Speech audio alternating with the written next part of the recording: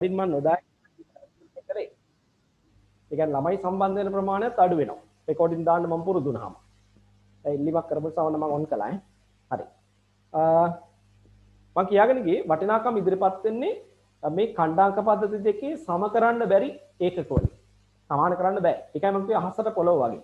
හැබැයි මතක තියාගන්න පුතේ මේ කියන භූගෝලීය තොරතුරු පද්ධතිය පාවිච්චි කරලා අපි සිතියම් සම්බන්ධ කටයුත්තක් කරනකොට අපිට පුළුවන්කම තියෙනවා අර ගෝලීය ඛණ්ඩාංක පද්ධතිය වලින් අපිට හම්බෙන data set එකක් ඕන නම් automatically convert කරන්න පරිවර්තනය කරන්න පුළුවන් ජාතික ඛණ්ඩාංක වලට. කොච්චර වටිනාකමක්ද බලන්නකෝ. නේද? මැනුවල් කරන්නත් බෑ මේ වැඩේ. ඒ වගේම තමයි අපිට ජාතික ඛණ්ඩාංක පද්ධතියේ වටිනාකම් වලින් ලැබෙන දත්ත පද්ධතියක් එහෙම නැත්නම් දත්ත සෙට් එකක් අපිට පුළුවන්කම දෙන automatically convert කරන්න ගෝලීය ඛණ්ඩාංක වලට. එහෙම කරන්න පුළුවන්. ඒතර මේ නිසා පහසුවක් ලැබිලා තියෙනවා ජාතික මට්ටමේ කටයුත්තකදී නිර්මාණය කරගත්ත දත්ත ගොනුවක් අර අන්තර්ජාතික මට්ටමේ සිතියමක් එක්ක සම්බන්ධ කරලා අපිට අවශ්‍ය කරන වැඩේ පහසුවෙන් කරගන්න. එහෙනම් ඔබට මෙතෙන්දී වැදගත් ඒවා ඇඩ්වාන්ස් වැඩි. හරි මේ මට්ටමේදී ඔයගොල්ලන්ට ඒක බර වැඩි. නමුත් මතක තියාගන්නකෝ ජාතික ඛණ්ඩාංක ගෝලීය ඛණ්ඩාංක බවට පෙරලන්නත් පුළුවන්. ගෝලීය ඛණ්ඩාංක ජාතික ඛණ්ඩාංක බවට පෙරලන්නත් පුළුවන්. හරි ඔය ක්‍රම දෙකම මේ පද්ධතිය තුල කරන්න පුළුවන්. එතකොට ළමයි අපිට පේනවා මේ අවකාශීය දත්ත නිරූපණය කරන්න ගියාම එක්ක ගෝලීය ඛණ්ඩාංක එහෙම නැත්නම් ජාතික ඛණ්ඩාංක අවශ්‍ය වෙලා තියෙනවා. අපි ගෝලීය ඛණ්ඩාංක කියලා කිව්වේ මොනවද? දන්නවා පෘථුවිය මත ග්‍රීනිච් රේඛාව කියන රේඛාවයි නිරක්ෂය එහෙම නැත්නම් සමකී කියන තිරස් රේඛාවයි පදනම් රේඛා වශයෙන් යොදාගෙන පෘථිවි තලය මත නිර්මාණය කරපු පෘථිවිය මත පිට නිර්මාණය කරපු කොටු දැලට තමයි අපි කිව්වේ ගෝලීය ඛණ්ඩාංක පද්ධතිය. මේකේ මේ දේශාංශ රේඛා පදනම් දේශාංශ රේඛාවට සමාන්තරව පෘථිවිය වටාම දේශාංශ රේඛා 360ක් ඇඳලා තියෙනවා. සමකයේ හෙවත් නිරක්ෂයට සමාන්තර උතුරු වර්ධ ගෝලයට රේඛා 90ක් සහ දකුණු වර්ධ ගෝලයට රේඛා 90ක් බැගින් ඇඳලා තියෙනවා. එහෙම ඇඳලා තමයි මේ පද්ධතිය නිර්මාණය කළේ. මේකේ තමයි අර කියපු මිනුම් මේකක තුන. මොනවද? අංශක. නේද? කලා. ඊළඟට විකලා කියන මිනුම් මේකක තිබුණේ. අපි යා ගැන ටිකක් ලියලා ඉන්න. යන්න ගෝලීය ඛණ්ඩාංක යටතේ ආදර්ශ ගෝලයේ මත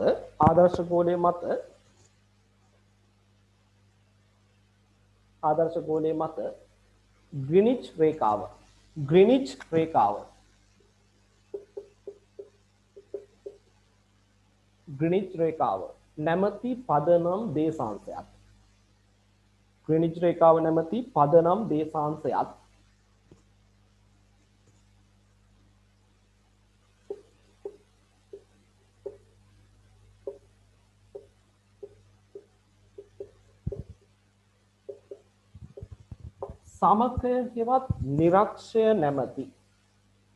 සමකය හෙවත් නිරක්ෂය නැමැති සර් ග්‍රීනිෂ් රේඛාව නැමැති පදනම් දේශාංශයත්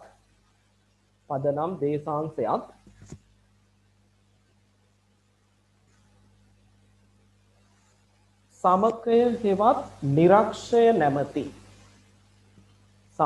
හෙවත් නිරක්ෂය නැමැති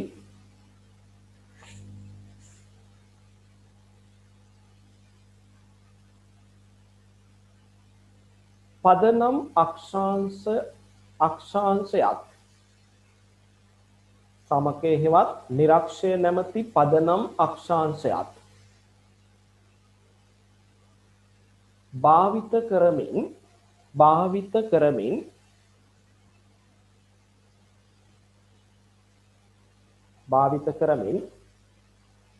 ආදර්ශ ගෝලය මත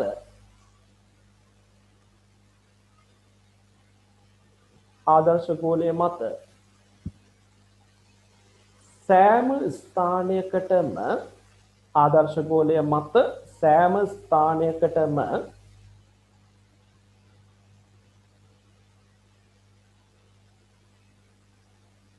කිසියම් වූ වටිනාකමක්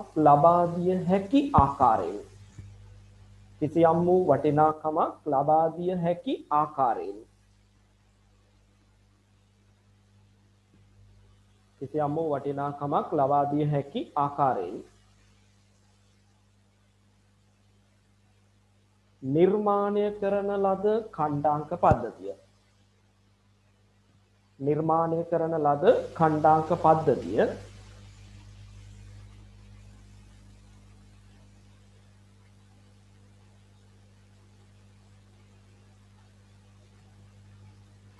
ගෝලීය ඛණ්ඩාංක පද්ධතිය. ගෝලීය ඛණ්ඩාංක පද්ධතිය. අපි යාට කියනවා WGS. මේවා ඔයගොල්ලෝ දන්න දේවල් ඈ. World Geodetic System කියලා කියන්නේ. WGS.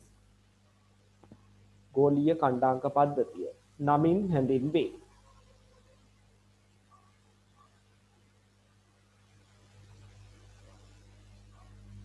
මෙහි අක්ෂාංශ දේශාංශ වටිනාකම්. මෙහි අක්ෂාංශ දේශාංශ වටිනාකම්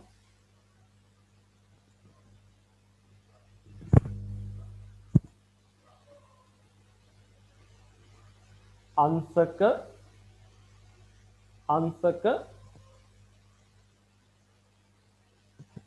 කලා විකලා සමාදාලා ලියන්න බෝඩ් එකේ වෙන්නේ බෝඩ් එක පේන්නේ බෝඩ් එකේ පේන දෙයක්වත් නැහැ මම ඇඳලා මොකවත් නැහැ අර කලින් හදපු උපසටහනයි මේ පොඩ්ඩක් ලියපු දේවල් තියෙන්නේ අංශක කලා විකලා යන මිනුම් මේකක වලින් අංශක කලා විකලා යන මිනුම් මේකක වලින් ඉදිරිපත් වේ.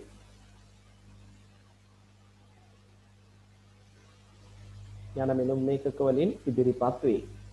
හොඳයි. එහෙනම් ඔන්න පැහැදිලි කිරීමක් කළා පුතේ අපි ඊට වඩා හොඳට සිතියම් පාඩමේදී මෙට්‍රික් සිතියම් පාඩමේදී මේ ඛණ්ඩාංක පද්ධතිය ගැන කතා බහ කළා. ඒ වගේ මේ කලා විකලා අංශක කොහොමද හැදෙන්නේ කිව්වා. මම ආයි නිකන් මතක් කරන්න මෙතන වැඩි ලත වෙන්න බෑ, කල්ගත කරන්න බෑ. මේ පාඩමේ අපි ඉස්සරහට යන්න ඕනේ. ඒ සමත් ඉක්මනින් කියන්නම් විකලා තමයි පුංචි මෙක්කෙනා. නේද? මම ඔක් කිව්වා ඔයගොල්ලන්ට මතක ඇති. කලා විකලා අංශක කියන අය සමාන වෙනවා ඔර්ලෝසුවේ ඉන්න වටිනාකම් මේකක තුනට. කවුද ඔර්ලෝසුවේ ඉන්න වටිනාකම් මේක? තප්පර මිනිත්තු පැය. නේද? ඒතර ඔර්ලෝසුවේ නම් පුංචි මෙක්කෙනා තප්පර. මෙතන නම් පුංචි මෙක්කෙනා විකලා. විකලා 60ක් එකතු වෙලා කලා එකක් හැදෙනවා. කලා 60ක් එකතු වෙලා අංශක එකක් හැදෙනවා. ඔර්ලෝසුවේ නම් තප්පර 60ක් එකතු වෙලා විනාඩි එකක් හැදෙනවා. විනාඩි 60ක් එකතු වෙලා පැය එකක් හැදෙනවා. ඕකනේ සිස්ටම් එක. ඒ වගේ තමයි මේ කියන්නේ. හරි අංශක කලා විකලා වලින් වටිනාකම් ඉදිරිපත් වෙනවා. ඇති ඒ ගැන. අපි ඊළඟට යන් ජාතික ඛණ්ඩාංක පද්ධතිය ගැන කියන්නේ. හොඳයි. දැන් අපි කිව්වා ජාතික ඛණ්ඩාංක පද්ධතියක් කියලා දෙයක් හදාගෙන තියෙනවා ලෝකේ රටවල්. ඒක තම තමන්ගේ රටවල් වලට ගැළපෙන විදිහට තමයි හදාගන්න තියෙන්නේ. අපි දන්නවා ශ්‍රී ලංකාවේ අපි ජාතික ඛණ්ඩාංක පද්ධතියක් පාවිච්චි කරනවා. නේද? ජාතික ඛණ්ඩාංක පද්ධතියක් අපිත් පාවිච්චි කරනවා. අර කියපු ජාත්‍යන්තර ඛණ්ඩාංක පද්ධතිය පාවිච්චි කරලා වැඩ කටයුතු කරනකොට සිද්ධ වෙන අපහසුතාවයන් අත් මිදෙන්න. ඒකෙන් සිද්ධ වෙන අපහසුතාවෙන් ගැලවෙන්න තමයි අපි ජාතික ඛණ්ඩාංක පද්ධතියක් හදාගෙන තියෙන්නේ. මේකත් අපි වඩාත් හොඳින් පැහැදිලි කරලා තියෙනවා සිතියම් පාඩමේදී මම නිසා වැඩි ගැඹුරට පැහැදිලි කරන්න යන්නේ නැහැ. හරි? අපි කිව්වා මේ ජාතික ඛණ්ඩාංක පද්ධතිය ලංකාවේ හදාගෙන තියෙන්නේ පිදුරු තලාගල කියන මුදුන පදනම් කරගෙන. උසම තැනනේ අපේ රටේ. නේද? මේ උසම තැන මුල් කරගෙන කිලෝමීටර් 200ක් බටහිරටයි ඊළඟට කිලෝමීටර් 200ක් දකුණටයි දිවෙන ලක්ෂ දෙකක් මුල් කරගෙන ඛණ්ඩාංක තලය අදින්න ඕනි කරන සිරස් රේඛා ඇඳගත්තා. ඊට පස්සේ පිදුරු තලාගල මුදුනට ඛණ්ඩාංක වටිනාකම දුන්නා 200යි 200 කියලා. දීලා මේ අදපු රේඛාවන් තිරස්වත් දික් කළා ලංකාවේ මුළු භූමියම වැහිලා යන ආකාරයට කිලෝමීටර් 5න් 5ට රේඛායන් දක්වුවා. නේද? රේඛායන් දක්වුවා. මේවා ආයෙ ලියන්න හම්බෙන්නේ නැහැ. හොඳේ. ඒ අන් දක්වුවා. මෙහෙම ඇඳපු කොටු දැල තමයි අද අපි මේ කතා කරන්නේ ජාතික ඛණ්ඩාංක පද්ධතිය කියලා. එතකොට පුතේ භූගෝලීය තොරතුරු පද්ධතිය තුලත් මේ ඛණ්ඩාංක පද්ධතිය වටිනාකම් දාගෙන අපිට අවශ්‍ය වැඩ කටයුත්තක් පහසුවෙන් කරගන්න පුළුවන්. ඒ වගේම තමයි අපිට මේ ඛණ්ඩාංක පද්ධතියෙන් අපි සකස් කරගත්ත data set එකක් තියෙනවා නම් අපිට ලෝකයේ සිටීමට මේක සම්බන්ධ කරන්න බෑනේ. ලෝක සිටීම තියෙන්නේ ගෝලීය ඛණ්ඩාංක වල. එවැනි තැනකදී අපිට පුළුවන්කම තියෙන මේ මෘදුකාංකයේ හරහා ස්වයංක්‍රීයව පෙරලන්න මේක ගෝලීය ඛණ්ඩාංකවලට. පෙරලලා ඒක සම්බන්ධ කරන්න පුළුවන්. හරි? එහෙනම් අපි පොඩ්ඩක් ලියමු ජාතික ඛණ්ඩාංක ගැන. ලියන්න. ලෝකයේ එක් එක් රටවල් ලෝකයේ එක් එක් රටවල්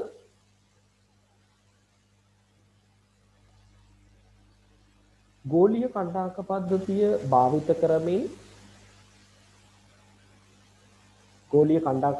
භාවිත කරමින්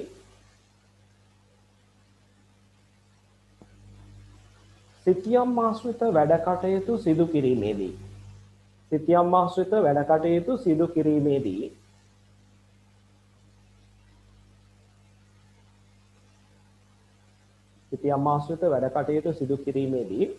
ඇතිවන අපහසුතාවයන් මගහරවා ගැනීම සඳහා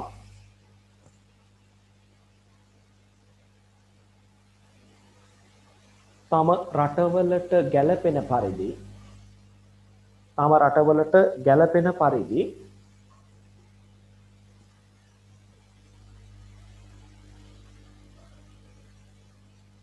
ජාතික කණ්ඩායම්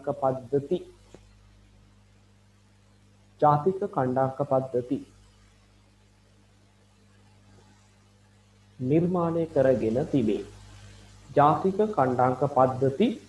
කරගෙන තිබේ. සර් මට පොඩ්ඩක් අර ගෝලීය කණ්ඩාංග පද්ධතිය භාවිතා කරමින් කියලා තියෙන තැන ඉඳන් කියන්න පුළුවන් මට කැඩි කැඩි ඇහුනේ. පුතේ අපි ඒක දාන්න කියමු ෆොටෝ එකක් ගහලා හොඳේ. නැත්තම් මේ යන වැඩේ අවුල් වෙනවා. තරහ වෙන්න එපා. හා සර්. මං කියන්න දාන්න කියලා. හරි සර්. සම්පූර්ණ නෝට්ස් මම අපෝ දාන්න කියන ගෲප් එකට කාට හරි. නිර්මාණය කරගෙන තිබේ. ශ්‍රී ලංකාව ආවරණය වන ආකාරයටත්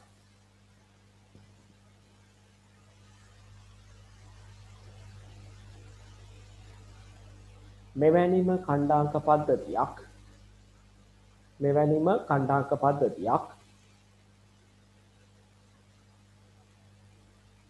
ශ්‍රී ලංකා මිනින්දෝරු දෙපාර්තමේන්තුව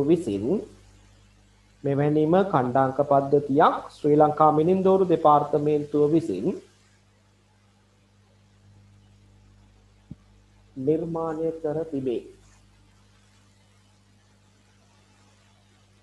නිර්මාණය කර තිබේ.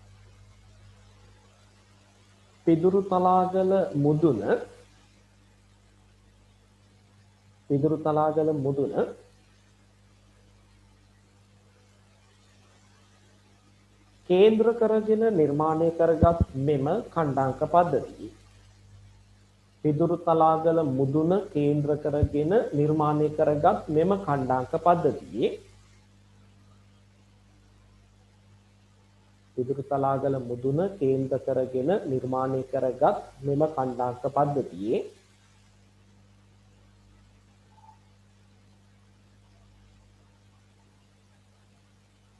සිරස් රේඛාවන්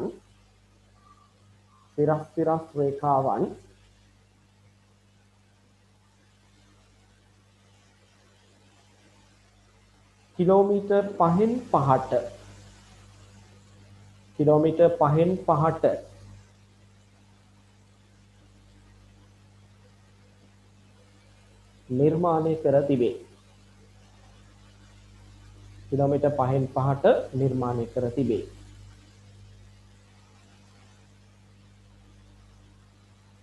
හරි. දැන් අපි ওই පද්ධති දෙක ගැන වෙනම ලිව්වා. අර විශේෂ කාරණේ දැන් කියන්න හදන්නේ. GIS පාවිච්චි කරන ඕනම කෙනෙකුට WGS සිස්ටම් එකේ ඉඳලා ඕනනම් NGS සිස්ටම් එකට. එහෙම නැත්නම් NGS සිස්ටම් එකේ ඉඳලා WGS සිස්ටම් එකට මේ data sets මාරු කරන්න පුළුවන්. නේද? කන්වර්ට් කරගන්න පුළුවන්කම තියෙන බව කියන්නයි හදන්නේ. ඒ නිසා තරු ලකුණක් දාලා පාන කියන්න.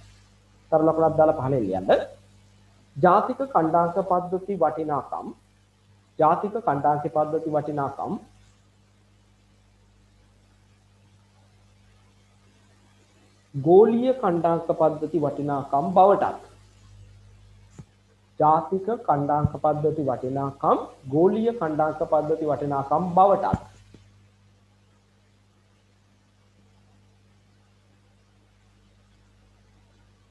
අවශ්‍ය නම් ගෝලීය කණ්ඩායම් පද්ධති වටිනාකම් අවශ්‍ය නම් ගෝලීය ඛණ්ඩාංක පද්ධති වටිනාකම්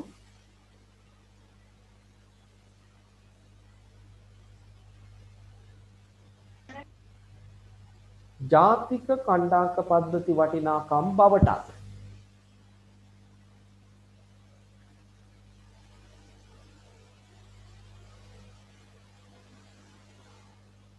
ජාතික ඛණ්ඩාංක පද්ධති වටිනාකම් බවටත් ස්වයංක්‍රීයව පරිවර්තනය කිරීමේ හැකියාව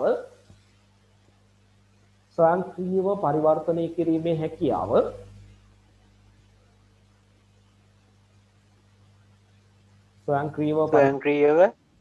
ස්වයංක්‍රීයව පරිවර්තනය කිරීමේ හැකියාව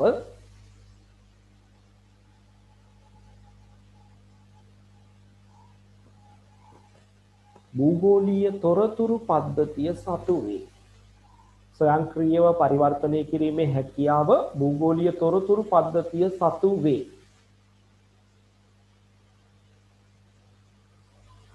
හොඳයි. එහෙනම් ඔය කතාව ඇති. දැන් ඔබ මෙතන ඉගෙන ගත්තේ මොකද්ද? භූගෝලීය තොරතුරු පද්ධතියේ අවකාශීය සහ අවකාශීය නොවන දත්ත කියන වර්ග දෙකක දත්ත භාවිත වෙනවා. අවකාශීය දත්ත කියන්නේ පිහිටීමක් විදිහට පෙන්වන්න පුළුවන් දේවල්. අවකාශීය නොවන දත්ත කියන්නේ පිහිටීමක් විදිහට පෙන්වන්න බැරි. නමුත් පිහිටීමක් හා සම්බන්ධ තොරතුරු. නැත්නම් දත්ත. හරි? ඒ ටික. එතකොට අපි කිව්වා අවකාශීය දත්ත පෙන්වන්න ගියාම අපිට ක්‍රම ශිල්ප තුනක් අවශ්‍යයි. point, line, polygon. එහෙම නැත්නම් රේඛා, ලක්ෂ්‍ය, බහුවස්තු. ඊට පස්සේ අපි කිව්වා මේවා සිතියම් මත මේ ක්‍රම ශිල්ප තුන පාවිච්චි කරලා පෙන්නනකොට අවකාශීය දත්තයක් නිරූපණය කරනකොට අපිට නිකම් පෙන්වන්න බෑ. එක්කෝ ගෝලීය ඛණ්ඩාංක පද්ධතිය ඕන වෙනවා. එහෙම නැත්නම් ජාතික ඛණ්ඩාංක පද්ධතිය ඕන වෙනවා. ඔය GIS පද්ධතිය තුල පුළුවන්කම තියෙනවා ගෝලීය ඛණ්ඩාංක ජාතික ඛණ්ඩාංක බවටත් ජාතික ඛණ්ඩාංක ඕනනම් ගෝලීය ඛණ්ඩාංක බවටත් පෙරලීමේ හැකියාව තියෙනවා කියලා කිව්වා. හොඳයි පුතේ. දැන් අපි යන්න හදන්නේ අවකාශීය දත්ත නිරූපණය කිරීමේ ආකෘති දෙකකුත් මේක ASCII තියෙනවා. දැන් ඔයගොල්ලෝ මෙතෙක් ඉගෙන ගත්තේ මොකද්ද? අවකාශීය දත්ත නිරූපණය කරන්න පුළුවන් ක්‍රම ශිල්ප තුනක් තියෙනවා. point වලින්, line වලින්, polygon වලින්. ලක්ෂ්‍ය වලින්, රේඛා වලින්, බහුවස්තු වලින්. නේද? එහෙම පුළුවන්. එතකොට ලක්ෂ්‍ය රේඛා බහුවස්තු පාවිච්චි කරලා මේ දේවල් පෙන්වන්න ගියාම අපි ළඟ තියෙනවා GIS පද්ධතිය තුල තියෙනවා දත්ත ආකෘති දෙකක්. මේවා නිරූපණය කරන්න පුළුවන් දත්ත ආකෘති දෙකක්. මම නාමිකව කියන්න. දැනටත් ඔයගොල්ලෝ මේක නාමිකව දන්නවා. එක්කෙනෙක් තමයි සිවුරස් ආකෘතිය. සිවුරස් ආකෘතිය. ඊළඟට අනිත් එක්කෙනා තමයි දෛශික ආකෘතිය. සිවුරස් ආකෘතිය සහ දෛශික ආකෘතිය. සිවුරස් ආකෘතියට ඉංග්‍රීසියෙන් කියනවා raster data format කියලා. ඊළඟට දෛශික ආකෘතියට කියනවා vector data format. හරි? කොහොම තමයි කියන්නේ. දැන් මේ ඉංග්‍රීසි වචන ඔයගොල්ලෝ පාවිච්චි කළාට කමක් නැහැ. හරි? ඔයගොල්ලෝ පාවිච්චි කළාට කමක් නැහැ. මම උදත් කිව්ව උත්තර ලියනකොට ඔය අවශ්‍ය වචන ඔයාලට සිංහල වචන හොයන්න සමහර ඒවාට අමාරුයිනේ. කැමති නම් සිවුරස් කියන්න, කැමති නම් දෛශික කියන්න ඒකේ බාධාවක් නැහැ. හැබැයි raster data, vector data කියලා කිව්වට කවුරුත් ඒකට වැරදි දාන්නේ නැහැ. හරි? ඒක තමයි කැමති ඒවා පාවිච්චි කරලා ලියන්න පුළුවන්. හැබැයි අපි මේ දෙකේ වෙනස තේරුම් ගන්න ඕනේ. නේද? වෙනස තේරුම් ගන්න. මොනවද මේ දෙන්න? අවකාශීය දත්ත සිතියමක් මත නිරූපණය කරන්න ගියහම අපි පාවිච්චි කරන දත්ත ආකෘති දෙක. එක්ක සිවුරස් ක්‍රමයට පෙන්නනවා, එක්ක දෛශික ක්‍රමයට පෙන්නනවා. නේද? ওই ක්‍රම දෙක තමයි අපි ළඟ තියෙන්නේ. දැන් ඔබ සමහර විට පරිගණකේ ඡායාරූපයක් දාගෙන ඒක ස්කෑන් කරලා හරි වෙනයම් ඔබ කැමරාවකින් ගත්ත ඡායාරූපයක් පරිගණකයට එවලා හරි එහෙම නැත්නම් ෆෝන් එකෙන් ගත්ත ෆොටෝ එකක් කැමරාවට මේ ඔයාගේ PC එකට මේ ලැප්ටොප් එකට හරි ඩෙස්ක්ටොප් එකට හරි එවලා ඔයාලා ස්ක්‍රීන් එකේ ඒක දාගෙන ඒක zoom කරලා බලලා ඇති. zoom කරලා බලලා ඇති නේද? expand කරලා බලනකොට මොකද වෙන්නේ? ඒ image එක expand කරනකොට මොකද වෙන්නේ? zoom කරනකොට මොකද වෙන්නේ ළමයි? ඔක කරපු ළමයි පොඩ්ඩක් මට කියන්නකෝ. අපි ළඟ තියෙන මොන හරි ෆොටෝ එකක්, image එකක්, ඒක සිතියමක් වෙන්නත් පුළුවන්, ඔයාගේ personal image එකක් වෙන්නත් පුළුවන්. ඒක අපි පුළුවන් තරම් අර අත්කාචයක් වගේ එකන්නේ තියෙන්නේ zoom කරන්න නේද? පරිගණක තාක්ෂණය තුළ ඒ අත්කාචේ පාවිච්චි කරලා zoom කරලා බලනකොට මොනවද පේන්න පටන් ගන්න අන්තිමට? ටිකක් zoom කරනකොට මොනවද පේන්න පටන් ගන්න image එකේ? කොටු දැලා නේද? අන්න හරි. ඔන්න නියම වචනේ ආවා. හරි පොඩි කොටු රටාවක් පේන්න පටන් ගන්නවා. හරියට මෙන්න මේ කොටු දල වගේ නේද? මේජ් එක zoom කරලා ගන්නකොට මෙන්න මේ වගේ කොටු රටාවක් තමයි පේන්න පටන් ගන්නේ. හරි? එන්නේ කොටු රටාවේ ඒ කොටු වලට කියනවා පුතේ පික්සල් එකක්. හරි? පික්සල් එකක් කියලා තමයි කියන්නේ. එතකොට ඔන්න ඔය පික්සල් පාවිච්චි කරලා ඒ පික්සල් වලටනේ වටිනාකම් දීලා තියෙන්නේ. එක වර්ණ දීලා තියෙන්නේ එහෙම තමයි වටිනාකම් දෙන්නේ. ඒ පික්සල් එකක් පාවිච්චි කරලා පික්සල් භාවිතයෙන් දත්ත නිරූපණය කරනවා නම් අන්න ඒක තමයි සිවුරස්. කොටුනේ. සිවුරසක් කියන්නේ කොටුවක්. කොඩ්ඩඩ් එකක් කියලා කියන්නේ ඉංග්‍රීසියෙන්. හරි? සිවුරස් භාවිතා කරලා දත්ත නිරූපණය කරන ක්‍රමයට. එහෙම නැත්නම් කොටු රටාවක්, කොටු ජාලයක් පාවිච්චි කරලා ඒවට විවිධ වර්ණ ලබා දෙමින් දත්ත නිරූපණය කරනවා නම් කිසියම් සිතියමක අපි කියන්නේ ඒක සිවුරස් ආකෘතිය. එහෙනම් සිවුරස් ආකෘතියේදී මොකද්ද ළමයි වෙලා තියෙන්නේ? මේ සිරස් අතට සහ තිරස් අතට කොටු රටාවක් නිර්මාණය කරගෙන තියෙනවා. ඒ කොටු රටාවට විවිධ වර්ණ දත්ත ලබා දෙමින් දත්ත නිරූපණය කිරීම තමයි සිවුරස් ආකෘතියේදී සිද්ධ වෙන්නේ. එතකොට මේ හැම කොටුවක්ම කොටු කියන්නේ අපි ඒකට නියම නමක් තියෙනවා ළමයි කිව්වා. පික්සල් නේද? පික්සල් එකක් නිරීක්ෂණ ඒකකයක්. මේ හැම පික්සල් එකක්ම නිරීක්ෂණ ඒකකයක් වශයෙන් සලකා ගන්නවා. නිරීක්ෂණ ඒකකයක් වශයෙන් සලකලා ඒවට වර්ණ දීලා අවශ්‍ය නම් ඒ අදාළ ලක්ෂණ නිරූපණය කරනවා. දැන් උදාහරණයක් හිතන්නකො මෙහෙම. අපි යනවා ලිඳක් පෙන්වන්න. ලිඳක් අපි පෙන්වන්නේ මොකෙන්ද? කලින් අපි ඉගෙන ගත්ත ක්‍රම තුනෙන් මොකෙන්ද? බහුවස්ත්‍රයක් පාවිච්චි කළාද? එහෙමත් නැත්නම් ලයින් එකක් පාවිච්චි කළාද? එහෙම නැත්නම් පොයින්ට් එකක් පාවිච්චි කළාද? ලිඳක් වගේ දෙයක පිහිටීම පෙන්වන්නේ. පොයින්ට් එකකින්. නේද? පොයින්ට් එකකින් තමයි පෙන්වන්නේ. එතකොට මේ සිවුරස් ආකෘතියේදී අර ලිඳ පෙන්වන්න ගියොත් අපි හිතමු ලිඳ තියෙන්නේ මෙන්න මෙතන. එතකොට මේ සිවුරස් ආකෘතියේදී ලිඳේ පිහිටීම මෙහා පෙන්වන්නේ කොහොමද? ඒ අදාළ පොයින්ට් එකට අවශ්‍ය සම්පූර්ණම කොටුව පාට කරලා. සම්පූර්ණම කොටුව පාට කරයි. නේද? පිටක් විදිහට පේනවා. හැබැයි zoom කරලා බැලුවොත් එතන තියෙන්නේ කොටුවක්. නේද? කොටුවක්. පික්සල් එකක් තමයි වර්ණ ගන්නලා තියෙන්නේ. ඒ වගේම අපි මේ ක්‍රමයේ යටතේ ලයින් එකක් පෙන්වන්න යනවා. අපි මේ මෙන්න මේ හැඩේ තියෙන ලයින් එක තමයි පෙන්වන්න යන්නේ කියලා හිතමුකෝ. ඔන්න මම එළියෙන් ඇඳා. හරි මේ ලයින් එක තමයි පෙන්වන්න යන්නේ. එතකොට සිවුරස් ආකෘතිය තුළ මෙයා මේක පෙන්වන්නේ කොහොමද? ඒ ලයින් එකේ හැඩයට අයිති වෙන කොටු ටික පාට කරලා. මෙන්න මේ කොටුව පාට කරයි. ඊළඟට මේක පාට කරයි. ඊළඟට මේක පාට කරනවා. මේක පාට කරනවා. ඊළඟට මේක පාට කරනවා. ඔන්නෝම තමයි අර හැඩේ පෙන්වන්නේ. එහෙනම් ඔන්න බලන්න සිවුරස් ආකෘතියේදී වෙලා තියෙන්නේ පුතේ තිරස් අතට සහ තිරස් අතට නිර්මාණය කරගත්ත පික්සල් නමින් හඳුන්වන කුඩා කොටු ජාලයක් නිර්මාණය කරගෙන ඒ හැම පික්සල් එකක්ම එහෙම නැත්නම් කොටුවක්ම නිරීක්ෂණ ඒකකයක් වශයෙන් අරගෙන භූතලය මත තියෙන තොරතුරු නිරූපණය කිරීමේදී ඒ කොටු වලට විවිධ වර්ණ ලබා දෙමින් දත්ත නිරූපණය කිරීමක් තමයි කරලා තියෙන්නේ. නේද? දත්ත නිරූපණය තමයි කළා දෙන්නේ. ඔන්න සිවුරස් ආකෘතිය කියන එක කියනවා. හරි? සිවුරස් ආකෘතිය කියන එක කියනවා. එහෙනම් අපි බලමු මෙහෙම කියනවා ටියුට් එකේ භූගෝලීය තොරතුරු පද්ධතියේ දත්ත ගබඩා කිරීමට භාවිත කරන දත්ත ආකෘති දෙකක් හඳුනාගත හැකියි. දැන් ඔයගොල්ලෝ දන්නවනේ ආකෘති දෙක. ලියමු අපි. 1. සිවුරස් ආකෘතිය. සිවුරස් ආකෘතිය. එක සිවුරස් ආකෘතිය. ඉංග්‍රීසි වචනේත් ලියා ගන්න. සිවුරස් ආකෘතිය. raster data format.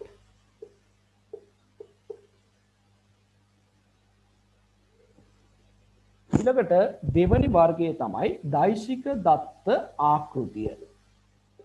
දෛශික දත්ත ආකෘතිය. vector data format.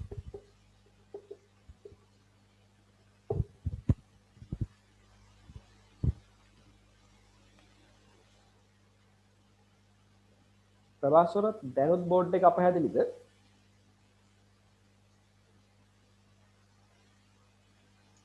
පේන්න සාකුරු අනිත් පැයටත් එහෙමද ළමයි? ඔව් සර් පේන්නේ නැහැ බොඳ වෙලා පේන්නේ. ආ.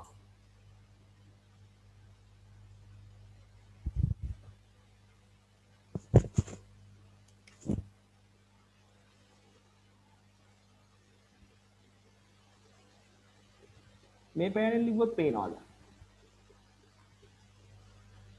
ඔව් සර්. පේනවනේ. ඔව් සර්. අර පෑන අලුත් ඒකේ තුඩ හීනි ලිව්වහම ඉතාලම සියුම් රේඛාවක් විදිහට තමයි පේන්නේ. ඒකයි මේ ප්‍රශ්නේ වෙලා තියෙන්නේ.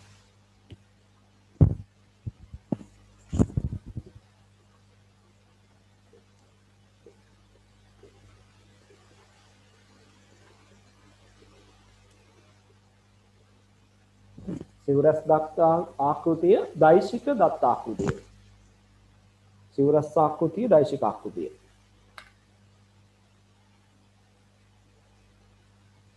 හොඳයි මම ඔයගොල්ලන් ඕක ලියාගන්නකෝ. ඔය ලියන අතරේ මම ඔයගොල්ලන්ට ස්ක්‍රීන් එක ෂෙයා කරලා පෙන්නන්නම්. ඔය සිවුරස් ආකෘතිය සහ දෛශික ආකෘතියේ වෙනස.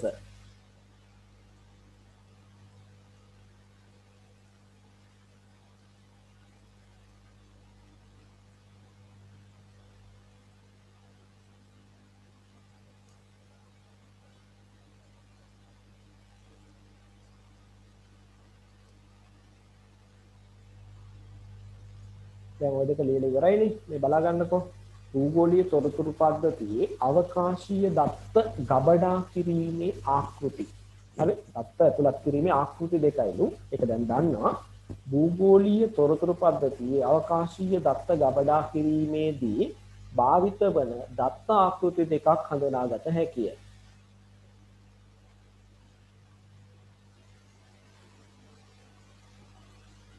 හරි. එක සිවුරස් දත්ත ආකෘතිය raster format. ඊළඟට දෛශික දත්ත ආකෘතිය vector format.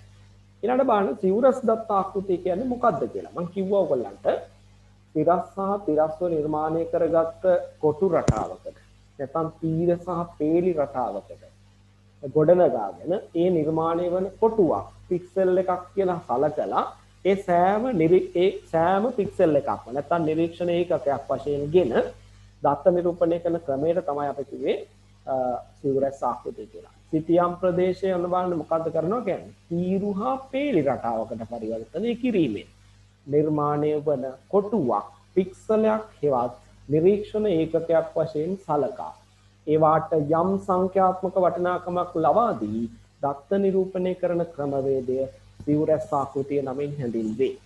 සැබෑ භූමියේ රේඛීයමය ලක්ෂණ නිරූපණය කිරීමේදී රේඛාවට අදාළ පික්සලද ලක්ෂයක් ලකුණු කිරීමේදී ඊට අදාළ පික්සලයද බහුවස්තු සලකුණු කිරීමේදී බහුවස්තුවට අදාළ පික්සල සියල්ලද වර්ණ ගන්වමින් දත්ත නිරූපණය කිරීම මෙහිදී සිදුවේ.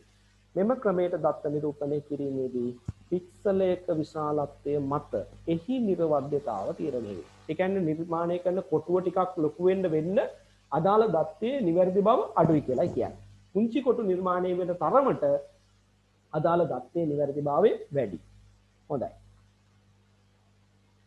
මේ බලන්න කොයි කියන එක මොන බලන්න මොඩල් දෙකම තියෙනවා. raster format එකයි vector format එකයි. නැත්නම් සිවුරස් ආකෘතියයි දෛශික ආකෘතියයි කියන දෙකම තියෙනවා ළමයි. මේ උඩින් පෙන්නලා තියෙන්නේ දෛශික ආකෘතිය. දෛශික ආකෘතිය. ඒක තාම ඔයාලා දන්නේ නැහැ. බලන්න දෛශික ආකෘතියේදී පොයින්ට් එකක් ලක්ෂයක් අපි දන්න විදියටම පෙන්නනවා. නේද? ලක්ෂයක් විදියට මේක පෙන්නනවා. ඊළඟට ලයින් එකක් වුණාම මේ ඒ ලයින් එක දැන් අපි ප්‍රස්ථාර ඇඳලා තියෙනවානේ. ප්‍රස්ථාරයේ රේඛීය ප්‍රස්ථාර අඳිනකොට අපි දැක්කනවා අපිට අවශ්‍ය වෙනවා රේඛාව ගමන් කරවන්න අවශ්‍ය කරන මාර්ගය අපි තිත් සලකුණු කරලා තමයි අඳින්නේ. එතකොට මේකෙදී ඔයගලන්ට පේනවා මේ තිත් සලකුණු කරලා අඳින රේඛාව බොහොම ස්මූත් නේද? සුමට රේඛාවක් විදිහට ඇඳෙනවා. නේද? සුමට රේඛාව පැහැදිලි රේඛාවක් විදිහට ඇඳ ගන්න පුළුවන්. සුමට කියනකට වඩා හොඳයි පැහැදිලි රේඛාවක් විදිහට ඇඳ ගන්න පුළුවන්. ඊළඟට බලන්න කිසියම් වූ ශේෂ්ත්‍ර ඵලයක් වර්ග ඵලයක් සහිත කොටසක් පෙන්ව ගන්න අවශ්‍ය වුණොත් ඒකෙදී දෛශික ආකෘතියේදී ඊට අදාළ සීමාව රේඛාවෙන් වට කරලා මැද ටික ඒකට අයිති කොටස විදිහට පැහැදිලිව පෙන්නනවා. ඔන්න බහුවස්ත්‍රය. හැබැයි ඔය තුනම බලන්න raster format එකේදී පෙන්නන විදිය. දෛශික දත්ත ආකෘතියේදී අර විදිහට පෙන්නපු දේවල් ටික සිවුරස් ආකෘතියට එනකොට මෙන්න බලන්න. ඔයාලට පේනවා ඇති මේ අර තිත පෙන්නලා තියෙන්නේ කොටුවක් පාට කරලා. පේනවනේ? ඊළඟට බලන්න පුතේ අර ලයින් එක අර රේඛාව පෙන්නලා තියෙන කොහමද කියලා නේ. ඒ රේඛාවට අයිති සීමාව තුළ තියෙන කොටු ටික පාට කරලා. නේ? පේනවා ඇති. ඊළඟට බලන්න මේ බහුවස්ත්‍ර පෙන්නනකොට මේ බහුවස්ත්‍රයේ හැඩේ නම් මේකේ නෑ. නමුත් අපි හිතමු මේ හැඩයට සමාන ආකෘතියක් යන්නේ තියෙන්නේ. මේ හැඩය පෙන්වන්න කියහම බලන්න ඊට අදාළ සීමාව තුළ තියෙන සම්පූර්ණ කොටු ටික පාට කරලා තියෙනවා. ඇත්තටම මේ හැඩය වෙන්න ඇති. නමුත් අපිට අඳුරගන්නත් අමාරුයි. නේද? අඳුරගන්නත් අමාරුයි. ඇයි? අපි බලාපොරොත්තු වෙන්නේ මෙන්න මේ වගේ බොහොම සුමට බහුවස්ත්‍රයක්. නේද? සුමට බහුවස්ත්‍රයක්. නමුත් මේ රාෂ්ට්‍ර ෆෝමැට් එකේදී නැත්නම් සිවුරස් ආකෘතියේදී පෙන්වන්නේ ඒකට අදාළ සම්පූර්ණ වපසරය තුළ තියෙන කොටු ටික පාට කරලා. ඒ සාර පිටත සීමාවන් බොහොම තියුණු මායම් වලින් නේද? උල් සහිත මුල් වලින් වෙන් වෙලා ගිහිල්ලා තියෙනවා. ඒ සාර නියම ආකෘතිය අපිට දැක ගන්න ලැබෙන්නේ නැහැ. අපි තව එකක් බලමු.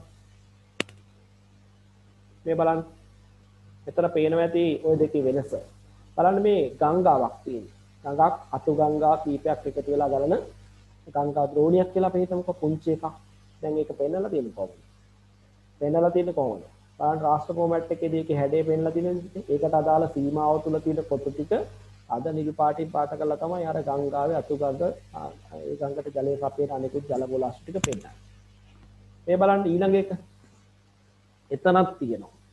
එතනත් බලන්න වෙක්ටර් ෆෝමැට් එකේ නැත්නම් දෛශික ආකෘතියේදී තිත්තික නියම විදියට පෙන්වනකොට රාෂ්ට්‍ර නැත්නම් සිවුරස් ආකෘතියේදී ඒ තිත්තික පෙන්වන්නේ ඒ තැන්වල තියෙන කොටු ටික පාට කරලා. පේනවා ඇති. ඊළඟට බලන්න ලයින් එකක් රේඛීයමය ලක්ෂණයක් දුම්රිය මාර්ගයක් හරි ගඟක් හරි මහා මාර්ගයක් හරි පෙන්වනකොට නියම රේඛාවේ යථා ස්වභාවය ඇඳලා තියෙනවා දෛශික ආකෘතියේ. දෛශික ආකෘතියේ. හැබැයි අපිට පේනවා මෙතෙන්දී රේඛාවක් අඳිනකොට ඒ රේඛාවට යටත් කොටු ටික තමයි යා පාට කරන්නේ. ඊළඟට බලන්න ඒරියා එකක් නැත්නම් පොලිගන් එකක් බහුවස්ත්‍රයක් පෙන්වනකොට මේ බහුවස්ත්‍රයට යටත් සීමාව තුල තියෙන කොටු ටික පාට කරනවා මෙයා. නේ? පැහැදිලි ඇති. එහෙනම් ඔන්න රාෂ්ට්‍ර ෆෝමැට් එකේ නැත්නම් සිවුරස් ආකෘතිය සහ දෛශික ආකෘතියේ තියෙන වෙනස ඔබ හඳුනා ගත්තා. අපි එහෙනම් අපි ලියමු දෛශික ආකෘතිය කියන්නේ මොකක්ද කියලා. සිවුරස් ආකෘතිය කියන්නේ මොකක්ද කියලා. ඉස්සෙල්ලාම තියෙන මේකනේ. ඔයාලට පේන්න තියෙනවා පුතේ ලියලා මෙන්න මේකේ විස්තරය. සිවුරස් දත්ත ආකෘතිය කියන තැන ඉඳලා මේ නෝට් එක ලියා ගන්නකො ඔය ටියුට් එකේ Tamanට තියෙන හිස් තැනේ. සිවුරස් ආකෘතිය කියන තැන.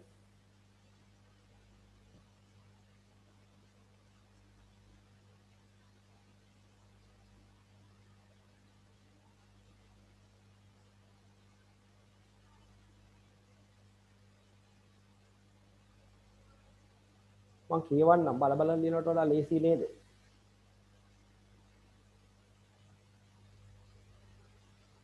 කෝ කතාවක් නෑ. ඔව් සර්. මම කියන්නම් ලියන්න පහකට. සිතියම් ප්‍රදේශය සිතියම් ප්‍රදේශය තීර්ඝෝ පේලි රටාවකට පරිවර්තනය කිරීමෙන් සිතියම් ප්‍රදේශය තීර්ඝෝ පේලි රටාවකට පරිවර්තනය කිරීමෙන්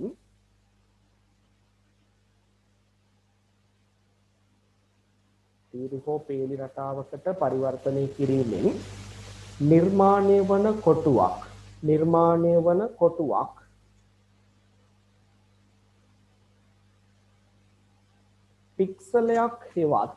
පික්සලයක් හෙවත්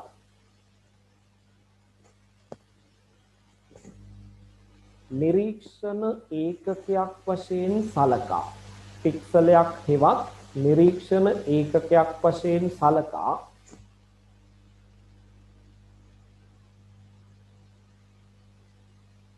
ඒවාට යම් සංඛ්‍යාත්මක වටිනාකමක් ලබා දී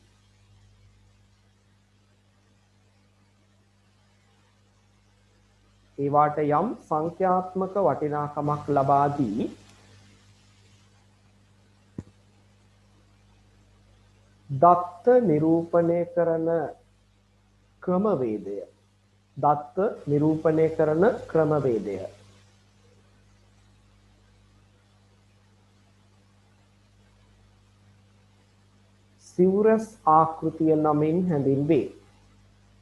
සිවුරස් ආකෘතිය නමින් හැඳින්වේ.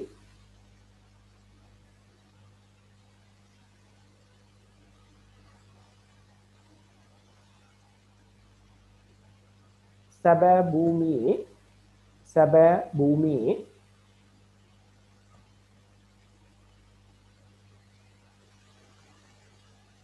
රේඛීයමය ලක්ෂණ නිරූපණය කිරීමේදී සැබෑ භූමියේ රේඛීයමය ලක්ෂණ නිරූපණය කිරීමේදී රේඛීයමය ලක්ෂණ නිරූපණය කිරීමේදී රේඛාවට අදාළ නැත්නම් රේඛාවට යටත් පික්සලද රේඛාවට අදාළ පික්සලද කමාවක් දාන්න දෙන්න ලක්ෂයක් සලකුණු කිරීමේදී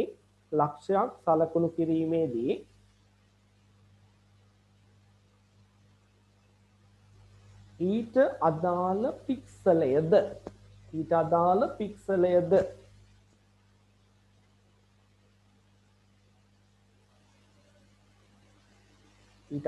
පික්සලයද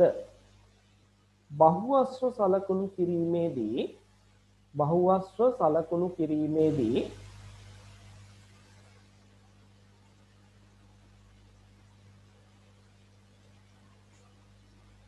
බහුවස්ත්‍රයට අදාළ පික්සල සියල්ලද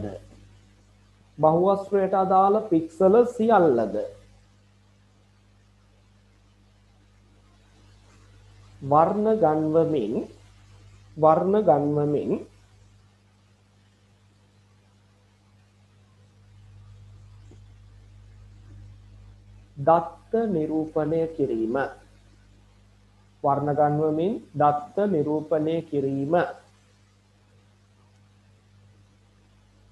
මෙහිදී සිදුවේ.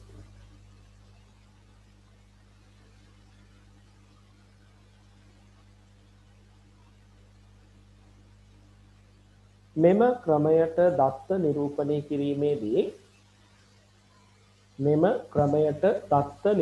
කිරීමේදී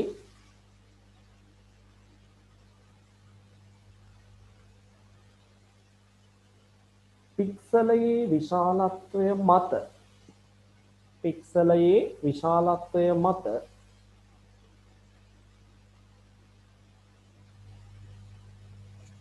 එහි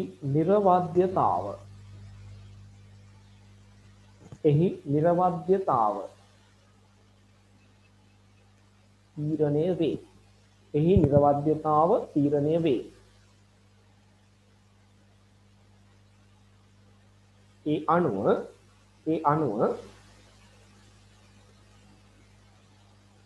පික්සලය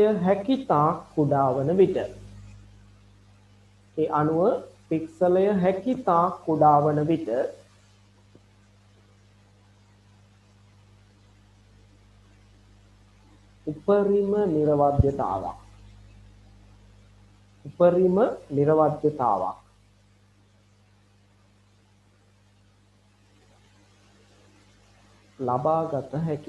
උපරිම නිර්වද්‍යතාවක් ලබාගත හැකිය.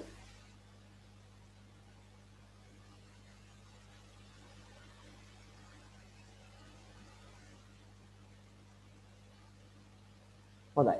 දැන් ඔයගලන්ට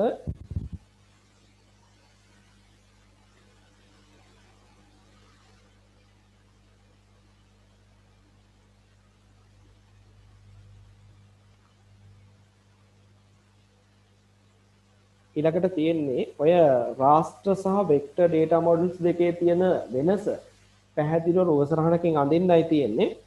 අපි මෙහෙම කරමු. ඉස්සෙල්ලා අපි වෙක්ටර් එක විතරනේ කතා මේ රාස්ට්‍ර එක ගැන විතරනේ කතා කළේ. ඒ නිසා අපි මේ සිවුරස් ආකෘතියට පහලින් තියෙන කොටුව කොටස් තුනකට බෙදාගමු. අහලා තියෙන ලොකු කොටුවක් ඒක කොටස් තුනකට බෙදා ගන්න මෙහෙම.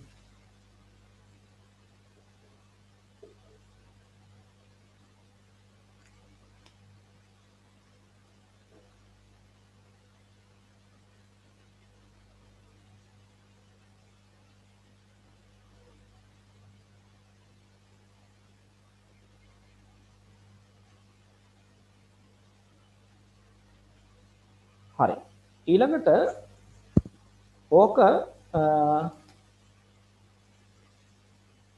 මත ආට පුළුවන් අර කුඩා කොටු ජාලය ඇඳ ගන්නත් වෙනවා. හැබැයි මේ පැත්තට සමාන පළලක් අරගෙන පළල ඔයාලට තීරණය කරන්න පුළුවන් කැමති විදියට.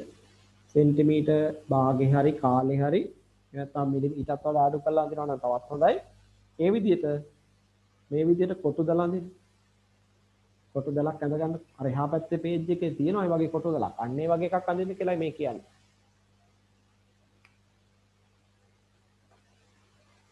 ඇඳගෙන ඉවරලා මට කියන්නේ. දැන් අර පැහැදිලිව වෙන් කරගත් අර ප්‍රධාන කොටුව කොටස් තුනකට වෙන් කරපු රේඛා ටිකක් අදට අඳින්න. නැත්නම් වෙන වර්ධකින් අඳින්න. ඒකට කැපිලා පේනවා. වෙන් වෙලා තියෙන බව.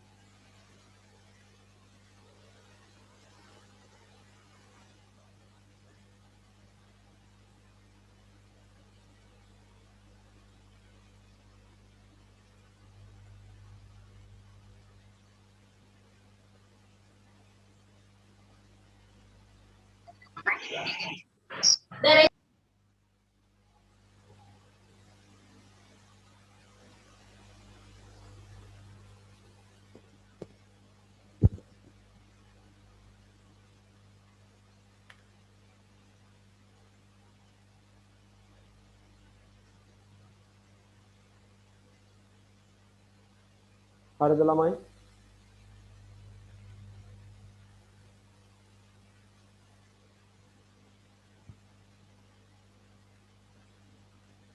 වැඩ ඉවරලා එක්කෙනෙක් දෙන්නේ කට උස්සන්න. එතකොට මට හිතා ගන්න පුළුවන් අනිත් පැයටත් වෙලාව ඇති කියලා.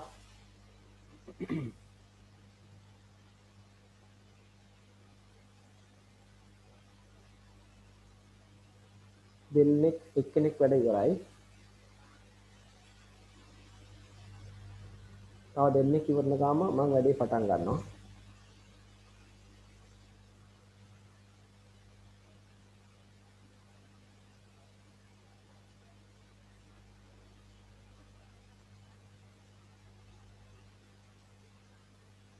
දෙන්නෙක් ඉවරයි.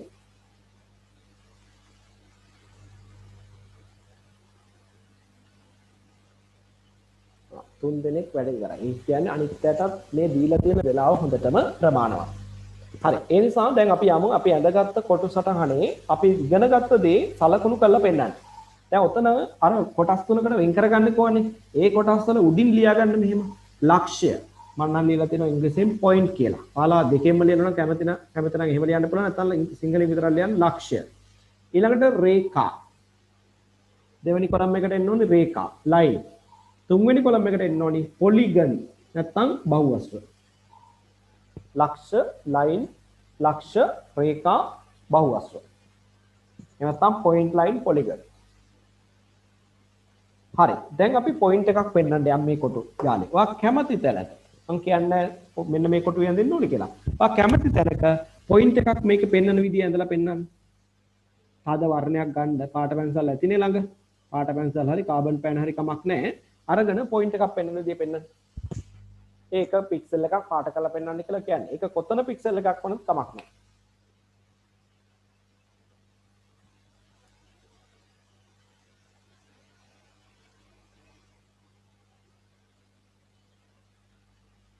හරිද?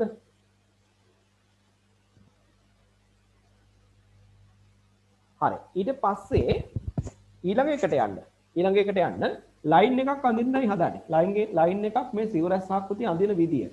පාට පැන්සල හරි කාබන් පෙන් හරි පැත්තකට දාලා ඉස්සෙල්ලා ගන්න පැන්සලක් අතට. පැන්සලක් ගන්න. පැන්සල අරගෙන ඔයා කැමති හැඩයේ රේඛාවක් මේක මත අඳින්න ඕන. ඔයා කැමති හැඩ එකක් අඳින්න.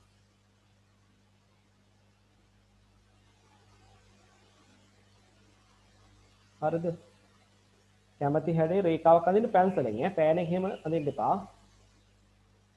හරි. දැන් ඔයාලට පේනවා මේ රේඛාව ඇඳ ගන්න ගියාම දැන් මේ සිවුරස් ආකෘතියේදී මෙයා කරන්නේ ඒ අදාළ රූපമിതിයට යටත් වෙන සීමාවේ තියෙන සියලුම කොටු පාට කරනකනේ මෙයා කරන්නේ. මේ ආකෘතියේදී වෙන්නේ ඒකනේ. එතකොට මේ පික්සල් මේ ඇඳපු රේඛාව දැන් ඔයාලට පැන්සලෙන් පේනවා. එතකොට මේ පැන්සල් ඉර ගෑවිලා හරියන කොටුවක් තිබුණොත් මොකද්ද වෙන්න ඕනේ? ඒක සම්පූර්ණයෙන්ම පාට වෙනවා. දැන් ඔබට අවශ්‍ය ගයිඩ්ලයින් එක මම දීලා තියෙනවා. දැන් ඔයාලට පුළුවන් ඔය අර කලින් කොටුව පික්සල් එක පාට කරපු වර්ණේ තියෙනවනේ. අන්න ඒක අරගෙන ඔයා පැන්සලෙන් ඇඳපු රේඛාව මත ඊට සම්බන්ධ වන සියලු කොටු පාට කරන්න පටන් ගන්න. සියලුම කොටු පාට කරන්න.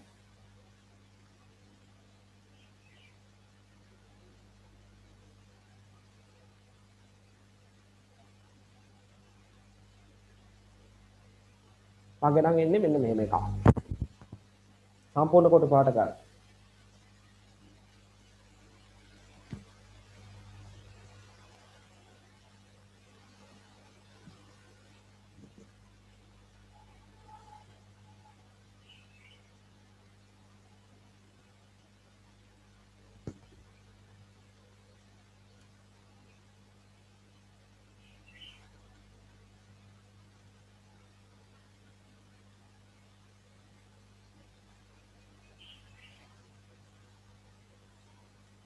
එකත් වැඩ ඉවරන ගමම දෙන්නේ කට උස්සන්න. එතකොට මට ඊළඟ එකට යන්න පුළුවන් නේ.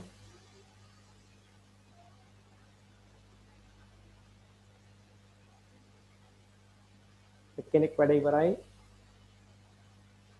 දෙන්නෙක් වැඩ ඉවරයි. ලොකු වැඩක් නෙමෙයිනේ තියෙන්නේ නේද? හරි. අපි යන් ඊළඟට පොලිගන් එකක් නැත්තම් බහුවස්ත්‍රයක් වෙන්නද. අර වගේම පැන්සල අරගෙන පාට පැන්සල පැත්තක දාන්න, පෑන පැත්තක දාන්න, පැන්සල ගන්න. පැන්සල අරගෙන වාට හොඳයි කියලා හිතෙන හැඩයක් මේ වෙන් කරගත්ත සීමාව තුල අඳින්න. හොඳයි කියලා හිතෙන හැඩයක්. ඒක හැඩේ මොක වුණක් කමන්නේ.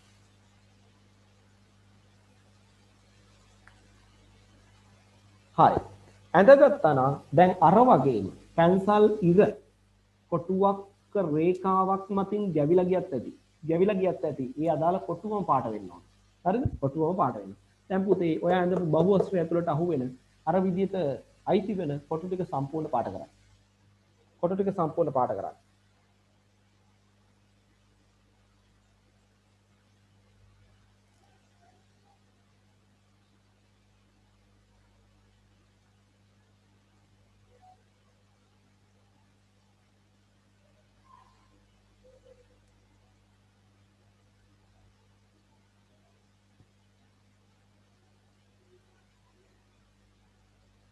එකත් අර විදිහට වැඩ ඉවරනහම කියන්න දෙන්නෙක් විතර කිව්වහම ඇති.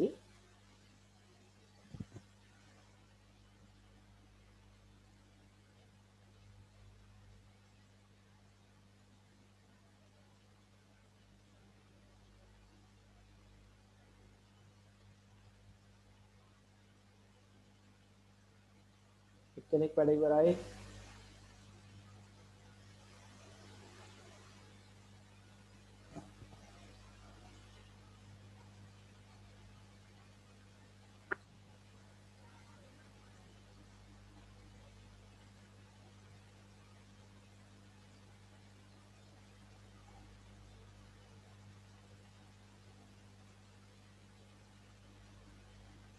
හොඳයි. දෙන්නෙක් වැඩ ඉවරයි. මම හිතනවා අනිත් අය දෙන්නෙක් නෙවෙයි ගොඩක් අය ඉන්නවා වැඩ ඉවරයි කියලා. හරි? හොඳයි. ඒ නිසා කාලේ ඇති. දැන් ඔබට පැහැදිලි වුණාද? තනිය හිතන්න. දැන් ඔබට පැහැදිලි වුණාද සිවුරස් ආකෘතිය කියන්නේ මොකක්ද? සිටිය මඳින්න යන ප්‍රදේශය, සිටියම් තලය පේලි තීර රටාවකට බෙදාගෙන හැම කොටුවක් කියන්න ඕනේ නමක් තියෙනවා. පික්සල් එකක්ම නිරීක්ෂණ ඒකකයක් වශයෙන් අරගෙන අපිට අවශ්‍ය කරන අවකාශීය දත්ත ටික පෙන්නනවා නම් ඒ කොටු පාට කරලා අන්නේ ක්‍රමයට තමයි පුතේ අපි කියන්නේ සිවුරස් ආකෘතිය. හරි. එහෙනම් සිවුරස් ආකෘතිය සම්බන්ධ වැඩ කටයුත්ත ඉවරයි. හඳුනා ගැනීම ඉවරයි. අපි ඊළඟට යමු. මේ භූගෝලීය තොරතුරු පද්ධතිය අවකාශීය දත්ත පෙන්වන තව ක්‍රමයක් තියෙනවා. ඒ කවුද? දෛශික ආකෘතිය. දෛශික ආකෘතිය. අන්න එතෙන්දි මතක තියාගන්න මේ විදිහේ ශේෂ්ත්‍ර ඵලය නැත්නම් අදාළ සිතියම් තලය පේලි තීර රටාවකට බෙදන්නේ නැහැ. පික්සල් භාවිතයක් නැහැ. පික්සල් භාවිතයක් නැතුව අංකිත ක්‍රමයක් ඩිජිටල් මෙතඩ් එකක් පාවිච්චි කරලා දත්ත නිරූපණය කිරීමක් තමයි මෙතෙන්දි වෙන්නේ. අන්න එතකොට සංඛ්‍යාත්මක වටිනාකම් භාවිතා කරලා මේ සැබෑ පොළවේ තියෙන තොරතුරු සිතියම් තලයේ මත නිරූපණය කරනවා නම් අන්න ඒ ක්‍රමය තමයි අපි කියන්නේ දෛශික ආකෘතිය කියලා. වෙක්ටර් ෆෝමැට් කියලා. හොඳට මතක තියාගන්න භූගෝලීය තොරතුරු පද්ධතිය තුලට දත්ත ටිකක් ඇතුළත් කරලා අපි කිසියම් ක්‍රියාවලියක් කරලා සිතියමක් අපි අඳිනවනේ. ඒ අඳින සිතියම පරිගණකය තුල තිබෙන තාක් ඒ දත්ත සමුදාය අපිට තියෙන්නේ දෛශික දත්ත ආකෘතිය. හොඳට මතක තියාගන්න. ඔබේ සිතියම දෙන්න අවශ්‍ය කරන මැප් එක ස්කෑන් කළා පරිගණකගත කරගත්තාම පරිගණකයට ඇතුළත් කරගත්තාම ඒක රාස්ටර් ෆෝමැට් එකෙන් තියෙන්නේ. ඉමේජ් එකක් නේද? ඉමේජ් එකක් අපි zoom කළාම අපි දැක්ක ෆොටෝ පේන්න පටන් ගන්නවා. පික්සල් වලින් තියෙන්නේ. හැබැයි අපි ඒ සිතියම තමයි බේස් මැප් එක විදිහට ගන්න. පදනම් සිතියම විදිහට ගන්න. ඒක යටින් තියාගෙන අර කම්පියුටර් එකේ GIS එක GIS මුදුකාංගේ හරහා ඒක උඩ තියෙන දේවල් අපේ රූප මිතින් අඳිනවා නම් අඳිනකොට අපිට ලැබෙන මැප් එක තමයි මේ දෛශික ආකෘතියෙන් ලැබෙන්නේ. ඒක ඩිජිටල් ක්‍රමයකට තමයි දත්ත ඇතුළත් කරලා තියෙන්නේ. එතකොට අපි මේ ඩිජිටල් ඩේටා සෙට් එක අපි ළඟට එනවනේ. ඒ ටික අපි හිතමු අලුතෙන් සිතියමක් විදිහට හදලා printer එකකින් එළියට ගන්න. data set එක අපේ වැඩේ කරගෙන ඉන්නකොට map එක ලස්සනට හදලා වෙලකලා අපි මොකද කරන්නේ? printer එකකින් page එකක් විදිහට එළියට ගන්නවා. print out එකක් ගන්නවා. print out එකක් ගන්නකොට ආයි මොකද වෙන්නේ? අර දෛශික ආකෘතියේ දත්ත ටික මොකද වෙන්නේ? පරිවර්තනය වෙනවා මොන ආකෘතියද? දැන් මේ අපි කතා කරලා ඉවර කරපු සිවුරස් ආකෘතිය. print එකක් විදිහට අපිට එළියට එනවා නම් ඒක පුතේ සිවුරස් ආකෘතිය. හොඳට මතක තියාගන්න. data ඇතුල් කරනකොට සමහර විට සිවුරස් ආකෘතියෙන් ඇතුළත් කරන්නත් පුළුවන්. එහෙම නැත්නම් vector data දෛශික ආකෘතියෙන් ඇතුළත් කරන්නත් පුළුවන්. GPS එක ෆීල්ඩ් එකට අරන් ගිහලා එකතු කරන data set එකක් පරිගණකයට දානකොට ඒවා මේ දෛශික ආකෘතිය. ඒවා රාස්ට්‍ර නෙමෙයි. සිවුරස් ආකෘතිය නෙමෙයි. හරි? හැබැයි ඉමේජ් එකක් දැම්මොත් ඒක සිවුරස් ආකෘතිය. එහෙනම් data ඇතුළත් කරන්න පුළුවන් ওই ක්‍රම දෙකටම. ක්‍රම දෙකටම. ඒ වගේම තමයි එළියට ගන්නත් පුළුවන් ওই ක්‍රම දෙකට. මුද්‍රිත පිටපතක් විතර ගත්තොත් සිවුරස් ආකෘතියෙන් තමයි ලැබෙන්නේ. එහෙම නැත්නම් ඔය data set එක අපි පෙන් එකකට දාගෙන කම්පියුටර් එකෙන් වෙන් කරලා අරන් යනවා. එතකොට අපි අරන් යන්නේ දෛශික ආකෘතිය. එහෙනම් මතක තියාගන්න භූගෝලීය තොරතුරු පද්ධතිය තුළ අවකාශීය දත්ත නිරූපණය කරන්න පුළුවන් ක්‍රම දෙකෙන්. එක්කෝ සිවුරස් ආකෘතියෙන් එහෙම නැත්නම් දෛශික ආකෘතිය. අපි ලියමු දෛශික ආකෘතිය කියන්නේ මොකක්ද කියලා. ලියන දෛශික ආකෘතිය කියන්නේ ඉස්සලා ඉන්නකෝ ඒ ස්ලයිඩ් එකක් පෙන්නන්න. හරි මේ බලන්න. සියලුම භූගෝලීය ලක්ෂ්‍ය මේවට එන්න ඕන ක්‍රමයි ලක්ෂණ ලක්ෂ්‍ය ඒ කියන්නේ points රේඛා ඒ කියන්නේ line බහුවස්ත්‍ර polygon එහෙම නැත්නම් area නිරූපණය කිරීමේදී පික්සල භාවිත නොකර x හා y ඛණ්ඩාංක වටිනාකම් භාවිත කරමින් දත්ත නිරූපණය කරන ක්‍රමවේදය දෛශික දත්තාකෘතිය නමින් හැඳින්වේ. ඔන්න බලන්නකො. ඔන්න හොඳ රූප සටහනක් තියෙනවා ඔයගලන්ට බලා ගන්න. බලන්න වම් පැත්තේ පෙන්නලා තියෙනවා. ඒ කියන්නේ මෙන්න මේ රූපය. මෙන්න මේ රූපය ඔබට පේනවා ඇති. මෙන්න මේ රූපය තියෙන්නේ මොන ආකෘතියෙන්ද ළමයි? මොන ආකෘතියෙන්ද? හඳුනාගත්ත අය කියන්න දක්ෂයෙන්ට අවස්ථාව. සිවුරස් ආකෘතිය. පේනවනේ පුතේ මේ නේද? අර zoom කරලා බලනකොට පේන විදිය තමයි මේ තියෙන්නේ. මේ තියෙන්නේ චූටි කොටු. පේනවා ඇති. මේවට තමයි කියන්නේ පික්සල්. ඉතින් බලන්න මේ ලොකු කරලා තියෙන්නේ මෙන්න මේ පුංචි රවුම ඇතුළේ තියෙන ඩිංග විතරයි. මේ ඇදලා තියෙන පින්සලෙන් ඇදලා තියෙන රේඛාවේ මෙන්න මේ පුංචි රවුමට ඇතුළත් වෙන සීමාව තුළ තියෙන කොටු ටික තමයි මේ ඇදලා තියෙන්නේ ලොකු කරලා. එතකොට පික්සල් ටික පේනවා. එහෙනම් මේක තියෙන්නේ සිවුරස් ආකෘතිය. ඊළඟට බලන්න drawing with vector නේද? දෛශික දත්තාකෘතියක් විතර ඇඳහම දැන් GIS පද්ධතිය තුළ ඇඳෙන්නෙම මේ ක්‍රමයට. මේ ක්‍රමයට ඇඳෙන්නේ. එතකොට බලන්නකො මේ පුංචි කොටස zoom කළාම පේනවද අර වගේ සිවුරස්? එහෙම නැත්නම් පික්සල් පේනවද? නෑ. එහෙනම් මේක තියෙන්නේ දෛශික ආකෘතිය. එහෙනම් ඔබට පැහැදිලි මේ රූප සටහනේ අදාළ රූප මිතිය නිරූපණය වෙලා තියෙන එකිනෙකට වෙනස් මේ ආකෘති දෙක. අපි ලියමු සියලුම භූගෝලීය ලක්ෂණ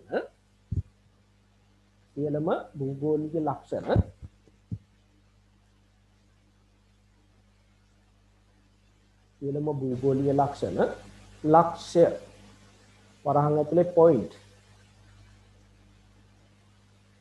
රේඛා ලයින් හා බහු අස්ව පොලිගන් එහෙම නැත්නම් ඒරියා කියලා කියනවා. ලක්ෂ්‍ය රේඛා බහු අස්ව නිරූපණය කිරීමේදී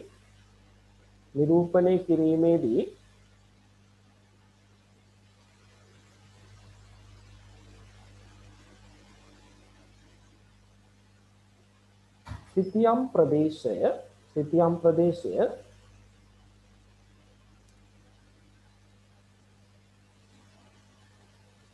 පේලිහා තීර රටාවකට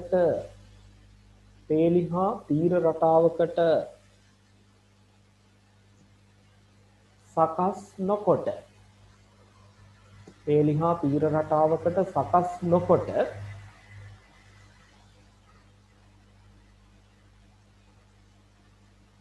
x හා y වස පේලිහා තීරු පේලිහා තීර රටාවකට සකස් නොකොට කියන්නේ හදන්නේ නැහැ කියන එක කියන්නේ. සකස් නොකොට x හා y ඛණ්ඩාංක වටිනාකම් භාවිත කරමින්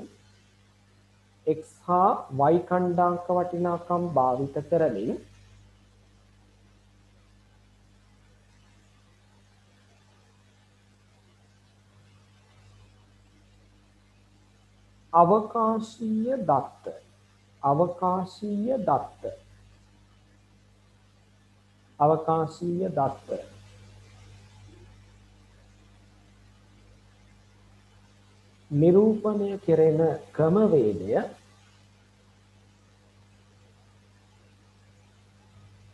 දත්ත නිරූපණය කෙරෙන ක්‍රමවේදය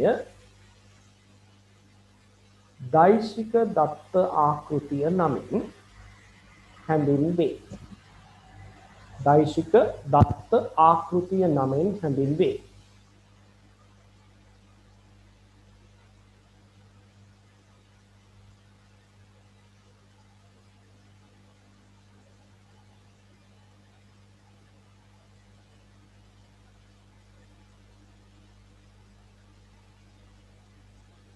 හොඳයි. දැන් ඕගොල්ලන්ට ඔය විස්තරය ලියපු තැන පහළ කොටු ජාලයක් තියෙනවා. චූටි කොටු බෙදලා තින්නේ. ඒක ගන්න එපා. ඒක කොහොම තියෙන්නේ පොඩ්ඩකට. ඒකට පහළින් තියෙනවනේ අපි අර ඉස්සෙල්ලා කලින් දිග කොටු කැලි තුනකට වෙන් කරගත්තා වගේ තව එකක්. තව එකක් තියෙනවා. අන්න ඒක ඇතුලේ පුතේ පොයින්ට්, ලයින්, පොලිගන් පෙන්වන විදිය අඳින්න තියෙනවා. දැන් මොන ආකෘතියටද? දෛශික ආකෘතියට මේවා පෙන්වන විදිය. එතකොට ඔයාලට පුළුවන් බොහොම සුමට හිතා පළවෙනි කොටුවේ ඇඳලා ඒකට උඩින් තියලා පෙන්නන්න ලියලා පෙන්නන්න කවුද ලක්ෂ්‍ය නේද ලක්ෂ්‍ය පෙන්වන විදිය ඊළඟට ලයින් එකක් පෙන්වන්නේ කොහොමද රේඛාමය ලක්ෂණ තොරතුරු පෙන්වන්නේ කොහොමද ඔයාලට කැමති හැඩයක බොහොම ස්මූත් ලයින් එකක් මේ විදිහට ඇඳලා පෙන්නන්න හැබැයි මතක තියාගන්න සංකීර්ණ රේඛා අඳින්න එපා ඔබට සිද්ධ වෙනවා අර චූටි කොටු ජාලය තුල ඔය හැඩේ අඳින්න ඔය හැඩේ මේක අඳින්න වෙනවා ඒ නිසා හොඳට මතක තියාගන්න මම මේ ඇඳා වගේ ටිකක් සංකීර්ණ රේඛාවක් ඇඳොත් ඒකට අදාළ සීමාව ඉහත කොටු ජාලය අර ඕකට උඩින් තියෙන චූටි කොටු ඇතුලේ අඳින්න වෙනවා ඔබට ඒක ගැනත් හිතා ගන්න. ඒ නිසා සංකීර්ණව ඇඳ ගන්න උත්සාහ කරන්න එපා. රේඛා. ඊළඟට බහු අස්ව. බහු අස්ව. ඒකත් ඇඳලා පෙන්නන්න බහු අස්වයක් පෙන්නන්නේ කොහොමද?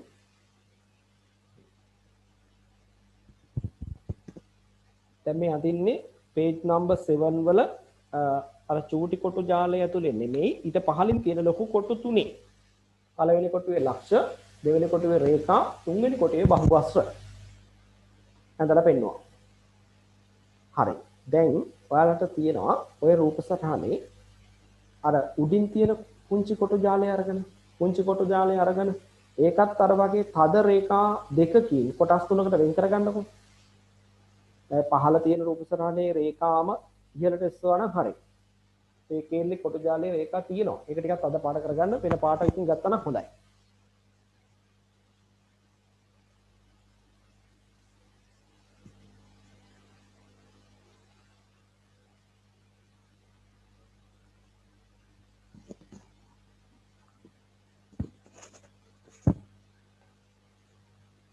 හරි. දැන් ඔයාලා අර යට ඇඳපු කොටු තුනේ ඇඳපු දේවල් රාෂ්ට්‍ර ක්‍රමයට පෙන්වන විදිය නැත්නම් සිවුරස් ආකෘතියෙන් පෙන්වන විදිය ඔය උඩ වෙන් කරගත්ත කොටු සටහන් තුන ඇතුලේ අඳින්න.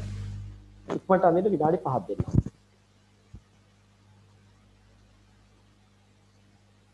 එතකොට ඔබ ඇඳපු සටහන ඒ ලක්ෂ ඒ විදිහටම පෙන්වන ක්‍රමයට අඳින්න ඕනේ. මම කලින් කියා දුන්නා ඒක අඳින විදිය.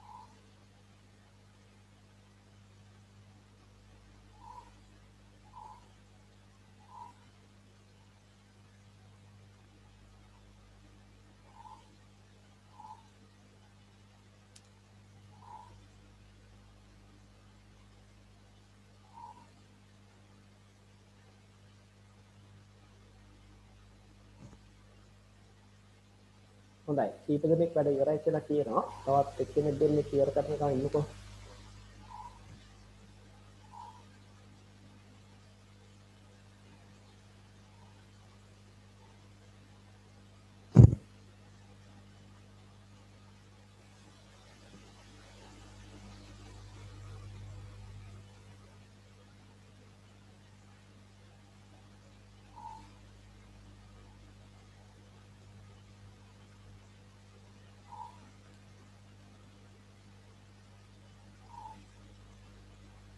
හරි. දැන් ගොඩක් අය වැඩ ඉවරයි කියලා කියන්නේ. ඒ නිසා අනිත්‍යයටත් වෙලාව ඇති හොඳටම.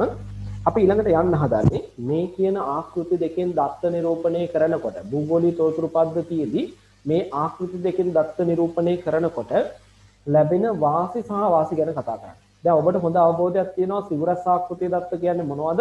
දෛශික ආකෘතිය දත්ත කියන්නේ මොනවද කියන එක පැහැදිලි කරගන්න. නේද? හොඳ අවබෝධයකින් ඔබ කටයුතු කරනවා. දැන් බලමු දැන් අපිට මේ දෙකම භූගෝලීය තොරතුරු පද්ධතිය පාවිච්චි කරන්න පුළුවන්. සිවුරස් ආකෘතිය දත්තත් අපිට අවශ්‍ය නම් පාවිච්චි කරන්න පුළුවන්. ඕනනම් දෛශික ආකෘතිය දත්ත පාවිච්චි කරන්න පුළුවන්. ඒ වගේම තමයි සිවුරස් ආකෘතිය දත්ත අවශ්‍ය නම් දෛශික දත්ත ආකෘතිය බවටත් දෛශික දත්ත ආකෘතිය ඕනනම් සිවුරස් ආකෘතිය බවටත් පරිවර්තනය කිරීමේ හැකියාවක් තියෙනවා.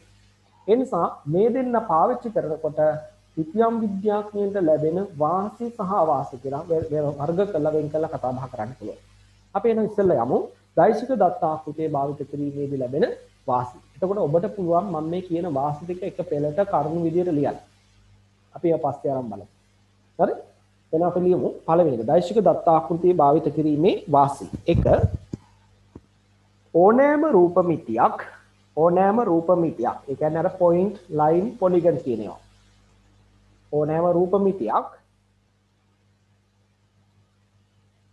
පවත්නා ආකාරයෙන්ම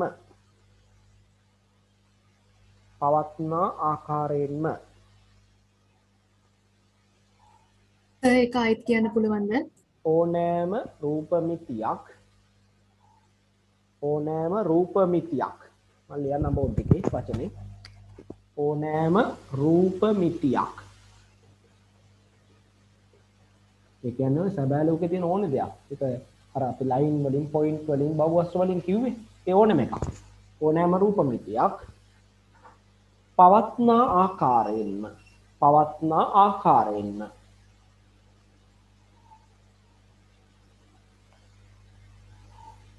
අංකණය කිරීම නැත්නම් අපි ඒකට තව වචනයක් කියනවා සංඛ්‍යාංකණය කිරීම කියලා කියනවා. සංඛ්‍යාංකණය නැත්නම් අංකණය කිරීමේ හැකියාව. අංකණය කිරීමේ හැකියාව. දැන් මෙතනම් බලන්නකෝ. දැන් ඔය කියන්නේ මේ වෙක්ටර් මොඩල් එක ගන්න මේ කියාගෙන යන්නේ. දැන් මේ ඇඳපු පින්සල් පාර මේ විදියටම පෙන්නලානේ ඉතින් මෙතන. නේද? මේ විදියටම පෙන්නලානේ. විකෘති වෙලා නැහැනේ. හැබැයි මෙතෙන්ට ගියාම බලන්නකෝ. පවත්නා මේ රූපമിതിයේ ස්වභාවය මේ විකෘති වීමක් තියෙනවා. නේද? විකෘති වීමක් තියෙන නිසා පවත්නා ආකාරයෙන්ම පෙන්වන්න බෑ මෙතෙන්දී. හරි. ඊළඟට දෙවනි වාසිය තමයි සංයුක්ත දත්ත ආකෘතියක් සංයුක්ත දත්ත ආකෘතියක්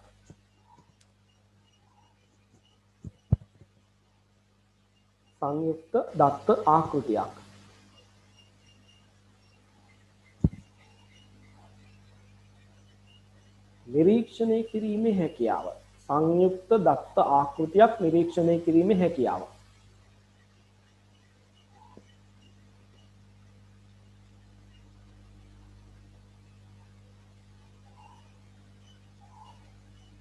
දැන් මේකෙදි ඇත්තටම බලන්නකෝ. දැන් ඔය කියන්නේ අර අඳිනකොට ඒ ඇඳෙන කාර්යය නේද? ඒක ඩ්‍රෝවින් එකක් නේ, ඇඳීමක් නේ. හැබැයි ඉතින් ඒක දත්ත ගබඩා වෙන්නේ කොහොමද? ඩිජිටල් මෙතඩ් එකකට. ඒකයි මේ කියන්නේ. හරි? ඇඳෙනවා රූපമിതിයක් විදිහට. නමුත් ඒකට අවශ්‍ය කරන දත්ත ටික ඩිජිටල් මෙතඩ් එකකින් ස්ටෝර් වෙනවා, ගබඩා වෙනවා. ඒකයි මේ කියන්නේ. හොඳයි. 3 ඛණ්ඩාංක පරිවර්තනය කිරීම පහසු වීම. ඛණ්ඩාංක පරිවර්තනය කිරීම පහසු වීම. දැන් ඛණ්ඩාංක කියන්නේ මොනවද කියලා උඩින් බලන්න දෙයක් එහෙම නැහැ හොඳේ. ඛණ්ඩාංක වර්ග දෙකක් ඉගෙන ගත්තානේ දැන් පටන් ගත්ත පළවෙනි අවස්ථාවෙම මොනවද? ගෝලීය ඛණ්ඩාංක තියෙනවා, ජාතික ඛණ්ඩාංක තියෙනවා. එහෙනම් මේ තියෙන මොඩල් එකේ තියෙන මේ ඉදිරිපත් වෙලා තියෙන data set එක ඕනි ඛණ්ඩාංකයකට පෙරලා ගන්න පුළුවන් පහසුයි. එක්ක ජාතික ඛණ්ඩාංක එක්ක ගෝලීය ඛණ්ඩාංක. ඒතකොට ඛණ්ඩාංක පරිවර්තනය කිරීම පහසු වීම.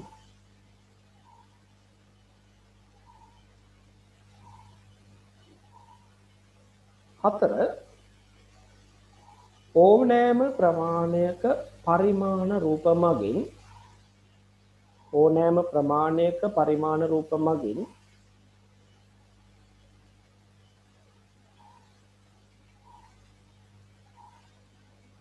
දත්ත නිවැරදිව ඉදිරිපත් කළ හැකි වීම. ඕනෑම ප්‍රමාණයක පරිමාණ රූප මගින් දත්ත නිවැරදිව ඉදිරිපත් කළ හැකි වීම.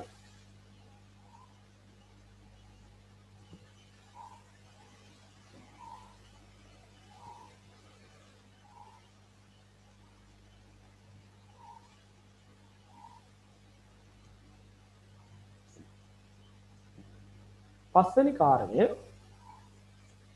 අවකාශීය හා අවකාශීය නොවන දත්ත. අවකාශීය හා අවකාශීය නොවන දත්ත.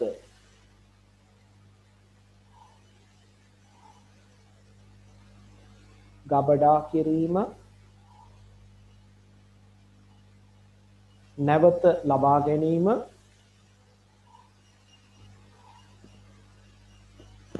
යාවත්කාලීන කිරීම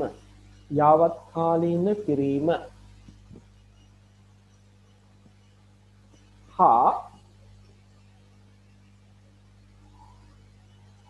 සාමාන්‍යීකරණය කිරීම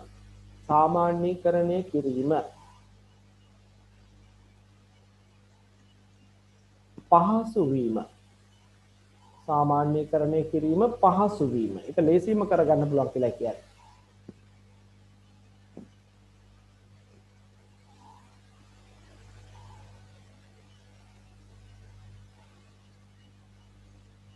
ඊළඟට 6 වෙනි වාසිය පික්සල් භාවිතයක් සිදු නොවන නිසා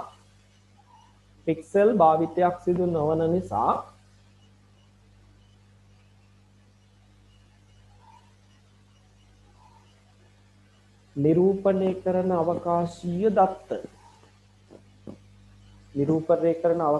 දත්ත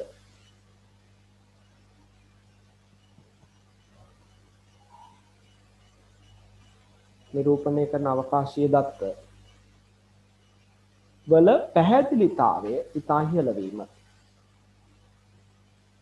පැහැදිලිතාවය ඉතා ඉහළ වීම හොඳට පැහැදිලිව පේනවා. දැන් ඔබට මේ රූපසරහන මේ ස්ලයිඩ් ෂෙයා කරලා තියෙන ස්ලයිඩ් එකෙත් පේනවනේ. මේ ඔබේ ඇහැ එක පාරටම යන්නේ කොහෙද? ඔය රූපසරහන දිහා ඔබ එක පාරට බැලුවම ඔබේ ඇහැ යන්නේ කොයි පැත්තටද? වෙක්ටර් ෆෝමැට් එකකද එහෙම නැත්නම් රාස්ටර් ෆෝමැට් එකකටද? මගේ නම් මට බැලුව ගාම මට පේන්නේ වඩා හොඳට පැහැදිලිව පේන එක තමයි අපි ඉස්සෙල්ලාම දකින්නේ. නේද? හරි. ඒ නිසා පැහැදිලිව මේකේ දත්ත බලා ගන්න හැකියාව තියෙනවා කියලා කියන්නේ. අපි යමු මේ භූගෝලීය තොරතුරු පද්ධතිය පාවිච්චි කරන මේ වෙක්ටර් මොඩල් එකේ. නැත්නම් දෛශික ආකෘතියේ අවාසිත් තියෙනවා. දැන් වාසි 6ක් දැක්කනේ. පාවිච්චි කරනකොට අපිට ලැබෙන වාසි අවාසිත් කීපයක් තියෙනවා. අපි ඒවත් ලියමු. අනිත් පැත්ත පිටුවේ ඉඳ තියෙන අවාසි විතරයි. එතන ලියන්න. පළවෙනි අවාසිය තමයි අවකාශීය දත්ත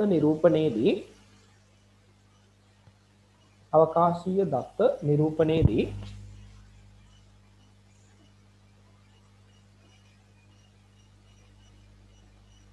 ඉතා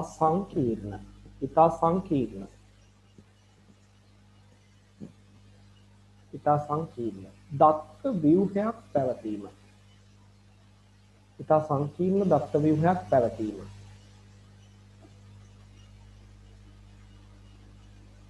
දැන් ඔබ දැක්කනේ ඩිජිටල් මෙතඩ් එකක් කිව්වම මිසක් අපිට ඔකේ ඉතා සංකීර්ණ දත්ත ව්‍යුහයක් පැවතීම. සැකස්මක් කියන එක කියන්නේ ඉතා සංකීර්ණ දත්ත ව්‍යුහයක් පැවතීම.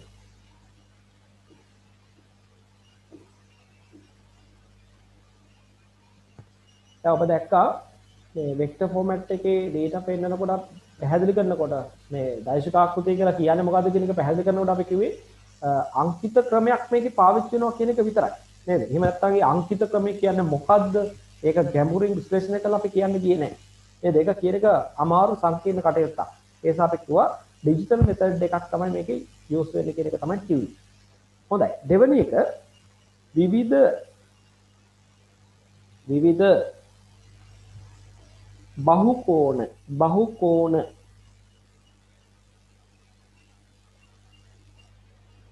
සම්බන්ධ කිරීම සහ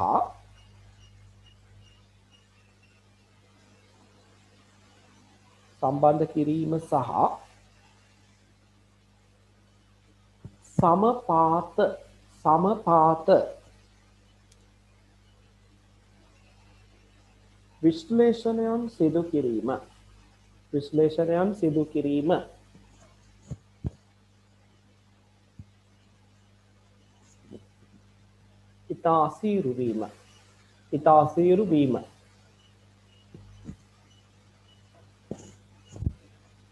දැන් ඕක ඔයාලට පැහැදිලි කරන්නම් මෙන්න මෙහෙම චුට්ටක් අහගෙන ඉන්න. දැන් මේ බලන්නකෝ. දැන් අපි කිව්වා භූගෝලීය තොරතුරු පද්ධතියේ දත්ත නිරූපණය කරන්න පුළුවන් අපිට මේ තල වෙන වෙනම. දත්ත තල වෙන වෙනම නිරූපණය කරන්න පුළුවන්. අපි හිතමු අපි බේස් මැප් දෙකක් පාවිච්චි කරලා ඇඳපු කිසියම් ප්‍රදේශයක් තියෙනවා. එකම ප්‍රදේශය අපි මැප් දෙකකින් බලලා තියෙනවා. එහෙම හිතන්නකෝ. එතකොට එක සිතියමක තියෙනවා මේ කුඹුරු වගේ අබිමක් මෙන්න මෙහෙම ඇඳලා. හරි? මේ සිතියේ මේ මාජින් එකේම තමයි මේ කුඹුර තියෙන්නේ. එහෙම හිතන්නකෝ ඔන්න ඔහොම තියෙනවා. එතකොට මේ මැප් එකෙන් මේ කුඹුර මෙහෙම ඇඳලා අපි මේකට සම්බන්ධ වෙලා තියෙන ඊළඟ කුඹුරට බලන්න වෙන්නේ අපිට ඊළඟ මැප් එකේ. හරි? ඊළඟ මැප් එකේ. ඒ කුඹුර මේ මැප් එකේ තියෙනවා මෙන්න මෙහෙම. හරි? ඕම තියෙනවා ඊළඟ කුඹුර. දැන් අපි ওই දෙක ලේයර් දෙකක් විදිහට වෙනම ඇඳගෙන මේ දෙන්න එකට එක සම්බන්ධ කරලා එක මැප් එකක් හදන්න ගියාම මේ දෙන්න ලං කරලා ෆිට කරගන්න පුළුවන්. හැබැයි හොඳට මතක තියාගන්න මේ රේඛාවන් එක මත එකම පිහිටන්නේ නැහැ. zoom කරලා බලනකොට අතරමැද හිස් ඉඩ කඩ එහෙම තියෙන්න පුළුවන්. ඒකට එකට එක ෆිට කරගන්න බෑ. ඇයි? පික්සල් වලින් නෙමෙයි ඇඳලා තියෙන්නේ. නේද? ස්මූත් ලයින් එකක් තමයි මේක වටේ තියෙන්නේ. ඒ නිසා ඒක හරියටම ඇඳුනේ නැත්නම් ඒවා එකට එක ලං කරලා විශ්ලේෂණය කිරීමේ හැකියාව නැහැ කියන එකයි ඔය කියන්නේ. හරි. ඊළඟ තුන්වෙනි අවාසිය අවකාශීය දත්ත. අවකාශීය දත්ත පරිගණක ගත කිරීමට අවකාශීය දත්ත පරිගණක ගත කිරීමට විශාල කාලයක් ගත වීම. අවකාශීය දත්ත පරිගණක ගත කිරීමට විශාල කාලයක්. අවකාශීය දත්ත පරිගණක ගත කිරීමට එහෙම නැත්නම් භූගෝලීය තොරතුරු පද්ධතියට ඇතුල් කිරීමට පරිගණක ගත කිරීමට එහෙම නැත්නම් භූගෝලීය තොරතුරු පද්ධතියට ඇතුළත් කිරීමට විශාල කාලයක් ගත වීම. විශාල කාලයක් ගත වීම.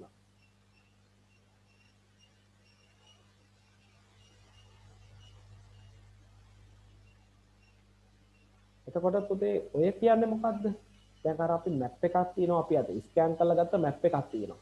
ඔය මැප් එකේ තියෙන තොරතුරු ටික නිකම් පරිගණකයට අපි ස්කෑන් ඉමේජ් එකක් විතර ගත්තාට භූගෝලීය තොරතුරු පද්ධතියට දාන්න බෑනේ ළමයි. ඒක දාන්න බෑනේ. රාස්ටර් ෆෝමැට් එකේ තියෙන data set එක භූගෝලීය තොරතුරු පද්ධතියට දාන්න නම් මොකද කරන්න ඕනේ? අර බේස් මැප් එක යටින් තියාගෙන GIS මෘදුකාංගයේ ටූල්ස් පාවිච්චි කරලා අපිට ඒකේ තියෙන තොරතුරු ටික අඳින්න වෙනවා. අඳිනකොට තමයි අපි මේ කතා කරන දෛශික ආකෘතිය නිර්මාණය වෙන්නේ. මැප් එක දෛශික ආකෘතියට පරිවර්තනය වෙන්නේ එතකොට. ඉතින් අර පිටියේ තියෙන හැම කෑල්ලක්ම අඳින්න දෙපෑ. නේද? චූටි හැම කෑල්ලක්ම හොඳ සැලකිල්ලෙන් අඳින්න වෙනවා. ඉතින් ඒක මේ වැඩේ කරන්න ගියාම හරි අමාරු. ලොකු කාලයක් යනවා. නිවැරදිව සිතීමක් හඳ ගන්නව නම් ඔය ටික ඔක්කොම අඳින්න ඕන. මම ඔබට පෙන්නුවා මතකද පළවෙනි දවසේ. නේද? ඩිජිටල් මැප් එකක් පෙන්නුවා ඔයගොල්ලෝ. මතකද? සමෝච්ච රේඛා සටහනක් එමෙ තිබුණේ ලංකාවේ. නේද? ඒක ඕපන් කළාම දැක්කම ඉතාම සංකීර්ණ බව. නේද? හරියට කල්ලා දාපු ඉන්දියාප්ප ටිකක් දැක්කා වගේ තමයි. නේද? ඒ තරමට සියුම් රේඛා විශාල ප්‍රමාණයක් තිබුණා. ඒව ඔක්කොම කවුරු හරි ඇඳපුවන්නම නේද? ඇඳපුවන්න. දැන් ඕගොල්ලන්ට ඔය ටික අදින්න දුන්නා නම් ඕගොල්ලෝ අවුරුද්දක්වත් අදින්නේ. නේද? ලොකු කාලයක් යනවා. එහෙනම් බලන්න සිවුරස් ආකෘතියේ තියෙන data මේ දත්ත පද්ධතිය මේ ආකෘතියට පරිවර්තනය කරන්න ගියාම නැත්නම් අවකාශීය දත්ත මේකට ඇතුළත් කරන්න ගියාම මහ ලොකු කාලයක් යනවා. මේ ෆෝමැට් එකෙන් ඇතුළත් කරන්න ගියාම. හැබැයි ස්කෑන් කරලා ගත්ත ඉමේජ් එක දාන්න ගියාම පරිගණකගත කරන්න ගියාම ඒ ඩිවයිස් එකට අදාළ ඉමේජ් එක ගන්න යන කාලය විතරයි. නේද? එහෙනම් සිවුරස් දත්ත ආකෘතිය ඒවා ඇතුළත් කරන්න පුළුවන්. නේද? පහසෙන් ඇතුළත් කරන්න පුළුවන්. හැබැයි මේ දෛශික දත්ත ආකෘතිය ඒවා ඇතුළත් කර ගැනීම ටිකක් අසීරු කාර්යයක්. ඊළඟට කියන්න ඊළඟ කාරණය අමතර දත්ත රහිතව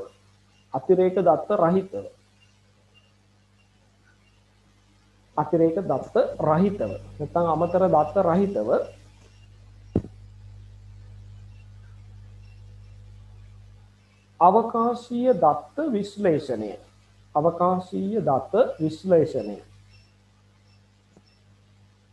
අවකාශීය දත්ත විශ්ලේෂණය අපහසු කාර්යයක් වීම. අවකාශීය දත්ත විශ්ලේෂණය අපහසු කාර්යයක් වීම.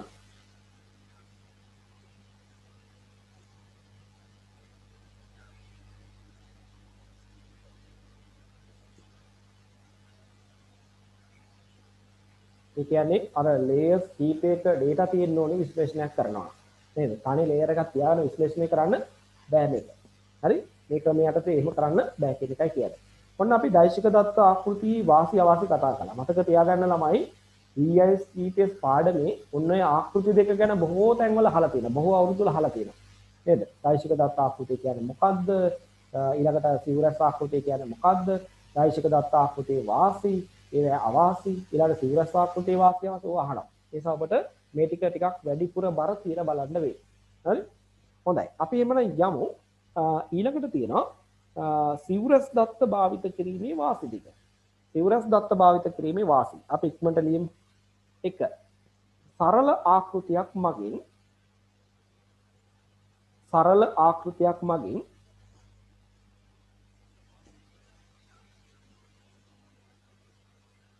සරල ආකෘතියක් මගින් අවකාශීය දත්ත නිරූපණය කිරීමේ හැකියාව. අවකාශීය දත්ත නිරූපණය කිරීමේ හැකියාව.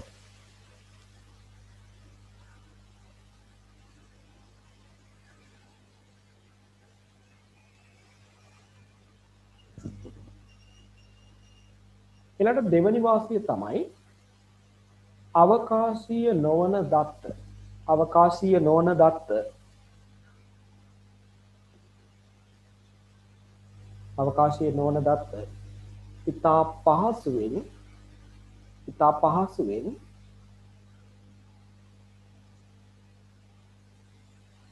ග්‍රහණය කර ගැනීමට හැකියවීම. අවකාශීය දත්ත ඉතා පහසුවෙන් ග්‍රහණය කර ගැනීමට හැකියවීම.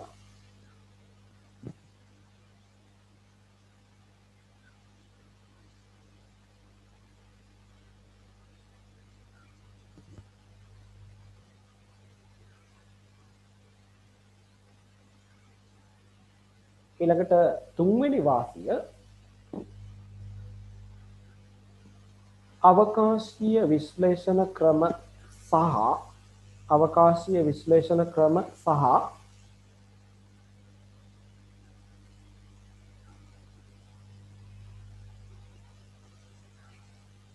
පෙරහන් ක්‍රම ෆිල්ටරින් මෙතඩ්ස් කියලා කියන්නේ පෙරහන්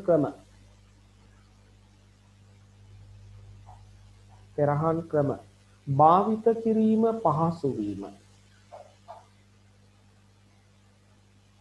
භාවිත කිරීම පහසු වීම. පෙරහන් ක්‍රම පාවිච්චි කරන්න ලේසියි. අවකාශ විශ්ලේෂණ සිදු කරන්නත් ඒ නිසා ලේසියක් ලැබිලා තියෙනවා. ඊළඟට හතරවෙනි වාසිය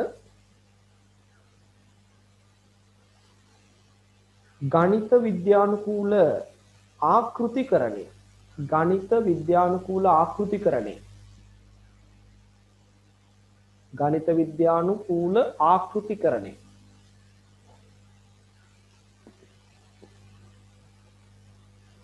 පහසු කටයුත්තක් වීම. ගණිත විද්‍යානුකූල ආකෘතිකරණය පහසු කටයුත්තක් වීම.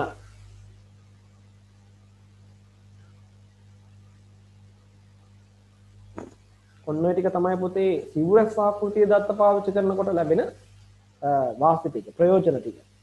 අපි මේ වගේම අවාසි ටිකත් ඔය විදිහටම ලියමු. අවාසිත් අපිට 4ක් විතර ලියන්න තියෙනවා. 1.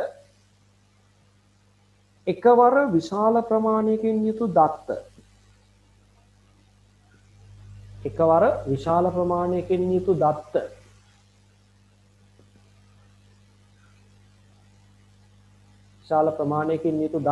ගබඩා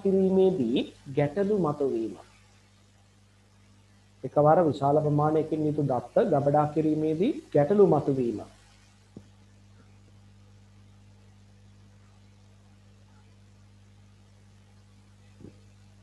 දැන් මෙහෙම හිතන්නකෝ ඔය කියන කතාව මෙන්න මෙහෙම අර්ථයක් තියෙනවා.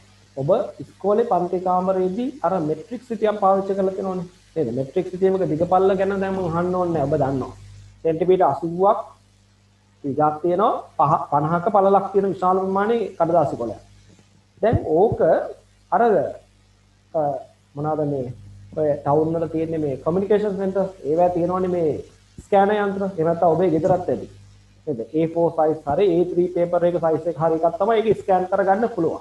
ඒ නිසා අපිට A size එකේ පොඩි size එකේ map එකක් ස්කෑන් කරලා පරිගණකගත කරගන්න එක බොහොම ලේසියි. නේද? මේකෙන් සිවුරක් ආකෘති යටතේ.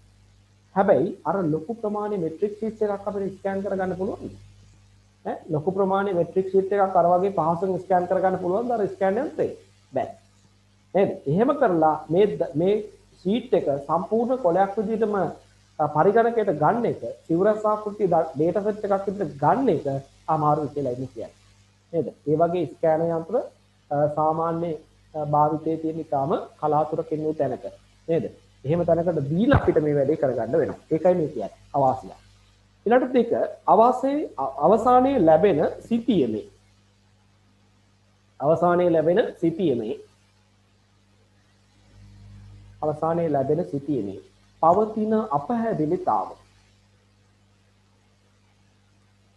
අවසානයේ ලැබෙන සිතියමේ පවතින අපහැදිලිතාව. ඒ කියන්නේ මේ පික්සල් පාවිච්චි කරලා හදපු සිතියමක් ගැන මේ කියාගෙන යන්නේ. එහෙම සිතියමක් අර දෛශික දත්ත ආකෘතිය සිතීමත් එක්ක සංසන්දනය කරනකොට පැහැදිලි භාවය අඩුවක් තියෙනවා. ඇයි මං කිව්වනේ මතකද සිවුරස් ආකෘතිය ගැන කියනකොට සිවුරසේ තියෙන විශාලත්වයේ මත ඒ කොටුවක නැත්තම් පික්සල් එකක තියෙන විශාලත්වයේ මත දත්ත නිරූපණය කිරීමේදී ඇතිවන නිවැරදි භාවය, නිර්වද්‍ය භාවය තීරණය වෙනවා. නේද? පික්සල් එක පුංචි වෙන්න නිර්වද්‍යතාවය ඉහළ යනවා. නේද? එහෙමයි තියෙන්නේ. එතකොට මේ පික්සල් පාවිච්චි කරලා සිවුරස් දත්ත ආකෘතියක් විදිහට පාවිච්චි කරලා මැප් එකක් ගන්නාම ඒක ටිකක් පැහැදිලි බව අඩුයි. නේද? පැහැදිලි බව අඩුයි. ඒකයි මේ කියන්නේ. අවාසියක් ඒක. 4 ශේෂ්ත්‍රයේ පවතින කුඩා රූප. ශේෂ්ත්‍රයේ පවතින කුඩා රූප. නැත්නම් කුඩා රූප මිතින් පරිගණකගත කිරීමේදී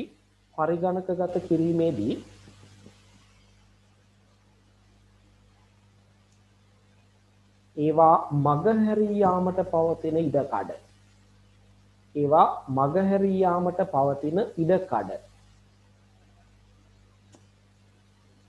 මගහැරී යාමට පවතින ඉඩකඩ. වැඩිවීම.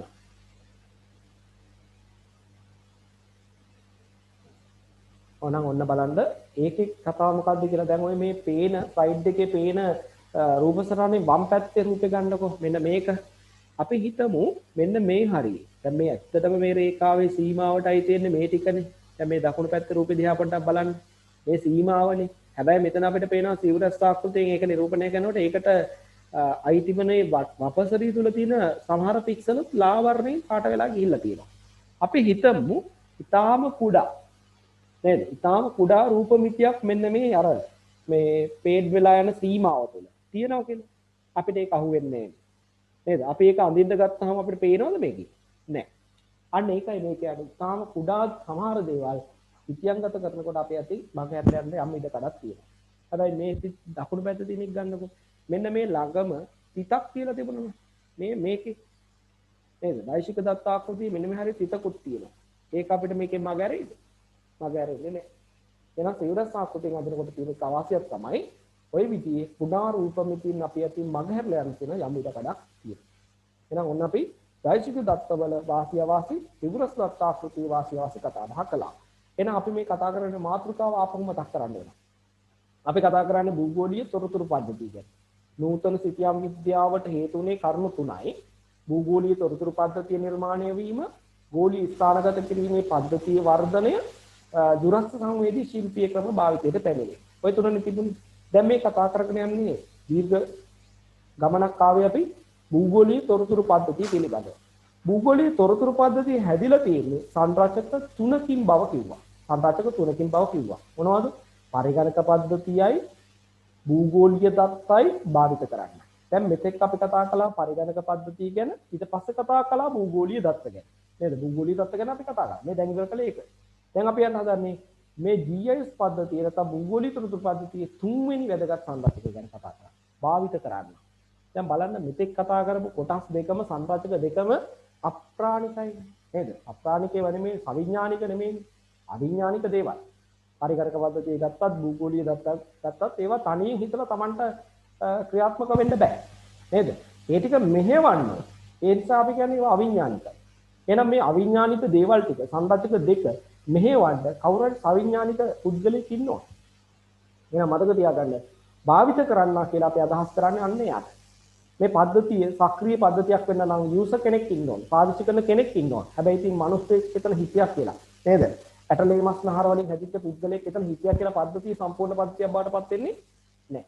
එයා විශේෂිත ගුණාංග වලින් සමන්විත මානව සම්පතක් බවට පත් වෙලා තියෙනවා ළමයි. දැන් බලන්න මේ මේ භූගෝලීය තොරතුරු පද්ධතියේ ප්‍රධාන සංරචකයක් වන භාවිත කරන්න වර්ග තුනක් ඉන්න පුළුවන්.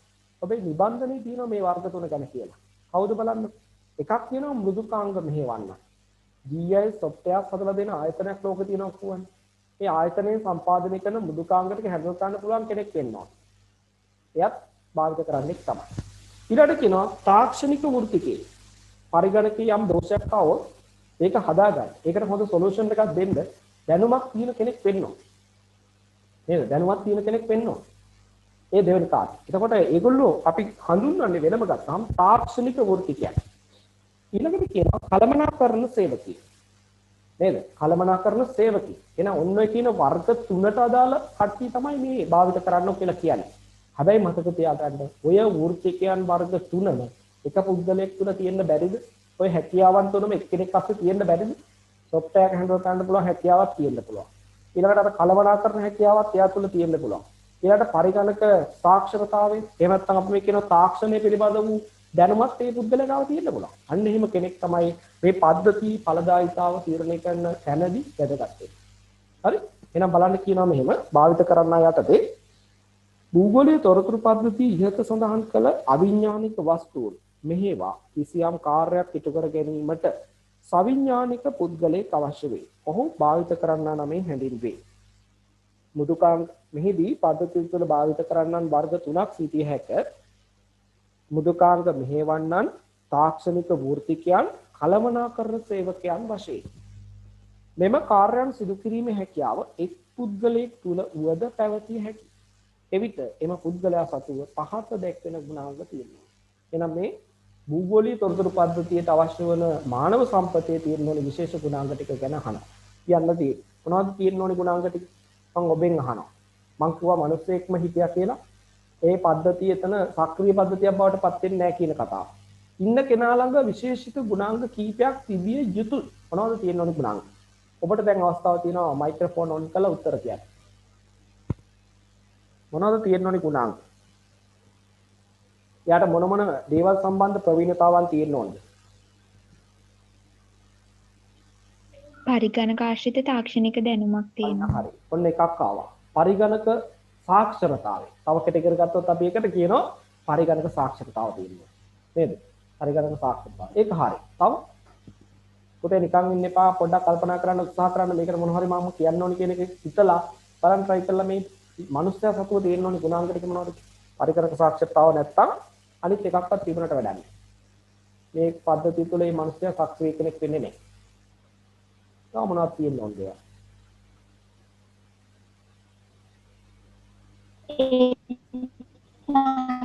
බල පළපුරුද්ද පළපුරුද්ද. ඒ කියන්නේ ක්‍රමශිල්ප තියෙන්න ඕනේ කියලා කියන්නේ. නේද? ක්‍රමශිල්ප තියෙන්න ඕනේ. එහෙම නැත්නම් එයාලඟ පරිගණක සාක්ෂරතාව තිබුණත් වැඩක් නැහැ. වැඩේ කරන්න ඕනි ක්‍රමවේදය Taman තුළ නැත්තම්. මේක මේ විදිහට කරන්න ඕනේ මෙහෙම කළොත් හරි කියන එයාලඟ තියෙනවා. ශනිකව ඒක ක්‍රියාත්මක කිරීමේ හැකියාවත් එයාලඟ තියෙන්න ඕනේ. එහෙනම් ක්‍රමශිල්පත් අවශ්‍යයි. හරි. දෙකයි. තව තියෙනවා. තව මොනවද? දැන් මේ සිතියම් හදන්න යන කටයුත්තන්නේ මේකෙදි කෙරෙන්නේ. එතකොට ළමයි සිතියම් පිළිබඳ මූලික දැනුම ඕනේ නැද්ද? පරිගණක සාක්ෂරතාවයි දැනුම ක්‍රමශිල්ප ඒ ටික තිබුණාම නැද්ද? සිතියම් පිළිබඳ දැනුම ඕනේ. සිතියමක් කියන්නේ මෘදුකාංගයේ මෙහෙවීමට වෙන්නේ වැදගත් ඒවා නේද? සිතියම් පිළිබඳ දැනුම වකීම මේකේ වැඩ කටයුතු කරන්න. පරිගණක සාක්ෂරතාව තිබුණාට දැන් ඔබටත් පරිගණක සාක්ෂරතාව තියෙනවා. සමහරට මටත් වඩා හොඳට ඔබට පරිගණක සාක්ෂරතාව තියෙන්න පුළුවන්. තියෙන්න පුළුවන්. හරි? එතකොට පරිගණක සාක්ෂරතාව තිබුණා කියලා මේ මවුස් එක හොලවලා වැඩක් කරගන්න, කීබෝඩ් එක පාවිච්චි කරලා data input කරගන්න, එහෙම නැත්නම් ස්කෑන් කරගන්න, එහෙම නැත්නම් print එකක් දාගන්න, ඒ හැකියාව ඔබට තියෙන්න පුළුවන්. හැබැයි ඔබට මට ඒ හැකියාව තිබුණට අර අපිට මේ වැඩේ කරගන්න දෙන මෘදුකාංගයක් තියෙනවානේ. අන්නේ මෘදුකාංගේ ඒ අදාළ දේවල් හැන්ඩල් කරගන්න බැයි නම් නේද? ඒ අදාළ කාර්ය කරගන්න මෘදුකාංගේ ඔබට හසුරවන්න බැයි නම් එතන ප්‍රශ්නයක්. එහෙනම් වැදගත් කාරණයක් කිව්වා මට දරුවගේ නම මම දැක්කේ නෑ කවුද කිව්වේ කියලා. මෘදුකාංග හැසිරීම පිළිබඳ දැනුමත් වැදගත්. එහෙනම් කරුණු කීපයක් කියුණා. පරිගණක සාක්ෂරතාව තියෙන මිනිස්සෙක් වෙන්න ඕනේ. එයා ළඟ ක්‍රමශිල්ප තියෙන්න ඕනේ. ඊළඟට කිව්වා සිතියම් විද්‍යාව පිළිබඳ දැනුම තියෙන්න ඕනේ. නේද? සිතියමක් අඳිනකොට ඒ සිතියමේ තියෙන්න ඕනේ අනිවාර්ය දේවල් එයා දැනගෙන ඉන්න ඕනේ. මාතෘකාවක් තියෙන්න ඕනේ, දිශාව දාලා තියෙන්න ඕනේ, පරිමාණය හදලා තියෙන්න ඕනේ. ඊළඟට ඛණ්ඩාංක පද්ධතියක් දාලා තියෙන්න ඕනේ. සිතියම් විද්‍යාත්මක වර්ණ සංකේත පාවිච්චි කරන්නේ කොහොමද කියලා එයා දැනගෙන ඉන්න ඕනේ. නේද? ඒ ටික තියෙන්න ඕනේ. ඒ දැනුම නැත්තම් මේ වැඩි ඵලදායී ප්‍රතිඵලයක් අවසාන ලැබෙන්නේ නැහැ. එහෙනම් ඒක ඕනේ. ඊළඟට කිව්වා මෘදුකාංග හැසිරීම පිළිබඳ දැනුමත් ඕනේ. නේද? තව එකක් තියෙනවා. ඒකත් පුළුවන් නම් කල්පනා කරලා කවුරු හරි කෙනෙක් කියන්න බලන්න. නිර්මාණශීලීත්වය very good. නිර්මාණශීලීත්වය. නේද? ක්‍රියේටිවිටි එක. ඒක පුද්ගල බද්ධයි. ඔබට තියෙන නිර්මාණශීලීත්වයට වඩා දහස් ගුණයක් 100 ගුණයක් විතර වැඩි නිර්මාණශීලී පුද්ගලයෙක් වෙන කෙනෙක් ඉන්න පුළුවන්. නේද? ඒ වගේම ශීලීත්වය ටිකක් අඩු කෙනෙක් ඉන්නත් පුළුවන්. ඒ නිසා අපිට ඒක කියන්න බෑ මෙන්න මේ මට්ටමින් තියෙන්න ඕනේ කියලා. නිර්මාණශීලීත්වය අදාළ පුද්ගලයා මත වෙනස් වෙනවා. අඩු සහ වැඩි වෙනවා. නමුත් නිර්මාණශීලීත්වය වැදගත්. නේද? වැදගත්.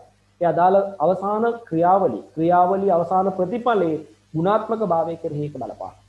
එහෙනම් ඒවා වැදගත්. ඔන්න ඕවා තමයි පුතේ භාවිත කරන්න සතුව පිළියෙත ධනාත්මක චින්තනය ධනාත්මක චින්තනය වෙන්න ඕනි. නමුත් මේ කාර්යයට අත්‍යවශ්‍ය නැහැ. නේද? ධනාත්මක චින්තනය කියලා කියන්නේ ඉතින් DIS පාවිච්චි කරලා මම ලොප් එකක් හදන්න ඕනි කියන තරේ ඉන්න බෑ මේ මිනිස්සයා. නේද? එහෙම නැති මිනිහෙක් කොහොමත් මේකට ඇදලා ගන්න බෑ. නේද? ඒ නිසා ධනාත්මක චින්තනය ඕනි. නමුත් ඒක අත්‍යවශ්‍ය කාරණයක් නෙවෙයි මේක. මට මේ වැඩේ කරන්න පුළුවන්, මම මේ වැඩේ කරනවා, මට මේ හැකියාව තියෙනවා කියලා හඳුනාගෙන එතෙන්ට ඇවිල්ලා ඒ සීට් එකේ වාඩිලා මේ වැඩේ කරන්න පුළුවන් මිනිස්සෙක් ඉන්න ඕනේ. ඇත්ත වාක්‍යන කතාව. එහෙම තියෙන ධනාත්මක චින්තනය මේ පැත්තට නැත්නම් ඒ මාසය අවතෙන්ට ගන්න බෑ. නේද? නමුත් ඒවා මේ තිබිය යුතු අත්‍යවශ්‍ය ගුණාංග නෙවෙයි. අර ටික අත්‍යවශ්‍ය. අපි ලියමු. 1. පරිගණක සාක්ෂරතාවක් පැවතීම.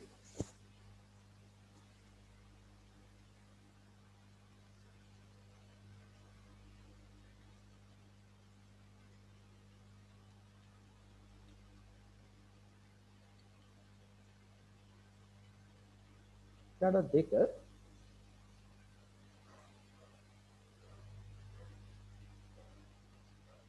මෘදුකාංග හැසිරවීම පිළිබඳ හැකියාව. මෘදුකාංග හැසිරවීම පිළිබඳ හැකියාව. වරහන් ඇතුළේ ලියන්නේ ඉතින් මොන මේ මෘදුකාංගද කියන එක ලියන්නේ. GIS මෘදුකාංග. මෘදුකාංග හැසිරවීම පිළිබඳ හැකියාව.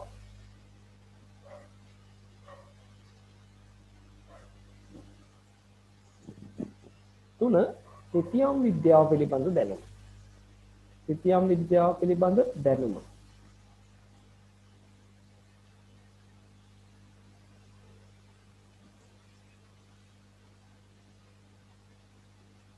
ඊළඟට නිර්මාණශීලීත්වය.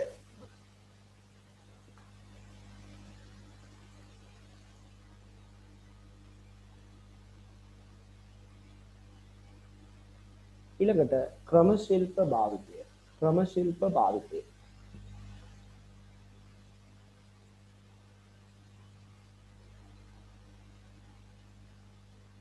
ක්‍රමශිල්ප භාවිතය.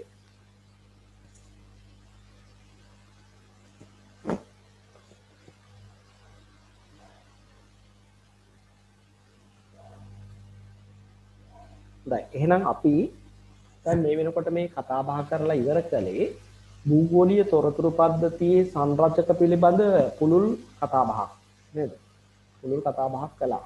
පරිගණක පද්ධතිය ගැන, ඊළඟට ඒකේ තියෙන දත්ත ගැන, භූගෝලීය දත්ත ගැන සහ භාවිත කරන පුද්ගලයා කියන සංරචක තුන ගැන තමයි අපි මේ දීර්ඝ කතා බහක් ලියලුනේ. ඊට පස්සේ අපිට එනවා අලුත් මාතෘකාවක් අවකාශීය දත්ත. භූගෝලීය තොරතුරු පද්ධතියට ආදානය කිරීමේ ක්‍රම. ආදානය කියන්නේ ඉන්පුට්. නේද? ඇතුළත් කිරීම කරන්න පුළුවන් ක්‍රම ගොඩක් තියෙනවා. දැන් ඔයාලට මතකයි අතරමඟ කතා බහේදී මේ ක්‍රම කීපයක් කියවුණා. නේද? ක්‍රම කීපයක් කියවුණා. මැප් එක ස්කෑන් කරගෙන GIS පද්ධතියට දාගන්න පුළුවන්. ඊළඟට GPS මගින් ගන්න data ටික දෙලින්ම පරිගණකයට ඇතුළත් කරන්න පුළුවන්. ඔය ක්‍රම තමයි. මේ ක්‍රමවලදී මොකද්ද කරන්නේ කියන එකත් පොඩි විස්තරයක් අසු අපි ඉගෙන ගමු. ඒකට තමයි ඊළඟ මාතෘකාවට යන්නේ. අවකාශීය දත්ත භූගෝලීය තොරතුරු පද්ධතියට ඇතුළත් කිරීමේදී විවිධ ක්‍රම භාවිත කරන්න පුළුවන්. මේවා ගැනත් අවුරුද්දක ඇහුවා. භූගෝලීය තොරතුරු පද්ධතියට දත්ත ඇතුළත් කිරීමේදී භාවිත කරන විවිධ ක්‍රම මොනවාද? තුනක් පිළිබඳව විස්තර කරන්න කිව්වා. ඒ වගේ තරකදී ඔබට මේවා ඉතාම වැදගත්. අපි යමු එහෙනම් බලන්න. පළවෙනි එක කියනවා සිතියම් සංඛ්‍යාංකනය කිරීම. ටිකක් අපහැදිලි වචනේ තේරුම. නේද? අපහැදිලි. නමුත් ඔයා හොඳට දන්න වැඩක් ඒක. සිතියම් සංඛ්‍යාංකනය කිරීම. ඔකට ඉංග්‍රීසියෙන් කියනවා map digitizing. map digitizing කියලා කියන්නේ ඔක ඔයා හොඳටම දන්න වැඩක්. නේද? 6 7 දී 8 දී සමහරට 2 3 පන්ති වල වෙන්නත් පුළුවන්. ඔබ මේ වැඩේ කළා. හැබැයි සිතියම් සම්බන්ධයෙන් නෙමෙයි. සමහරට සිතියම් සම්බන්ධයෙන් වෙන්නත් පුළුවන්. හරි? මේ වැඩේ කළා. ඔබට 6 පන්තියේදී 7 පන්තියේදී භූගෝල විද්‍යාව හරි ඉතිහාසය හරි ගන්න ටීචර් කිව්වනම් මොන හරි දෙයක අපි හිතමුකෝ ඉතිහාසයේ විශේෂද නම් ඓතිහාසික වටිනාකමක් තියෙන වරාය නගර ලකුණු කරගෙන කියලා ලංකාවේ. මොකද කරන්නේ? ඔය වරාය නගර ඉදිච්ච තැන් වල පිහිටීම් දැක්වෙන සිටීමක් අරගෙන දෙදෙද්දී නම් මොකද කරන්නේ?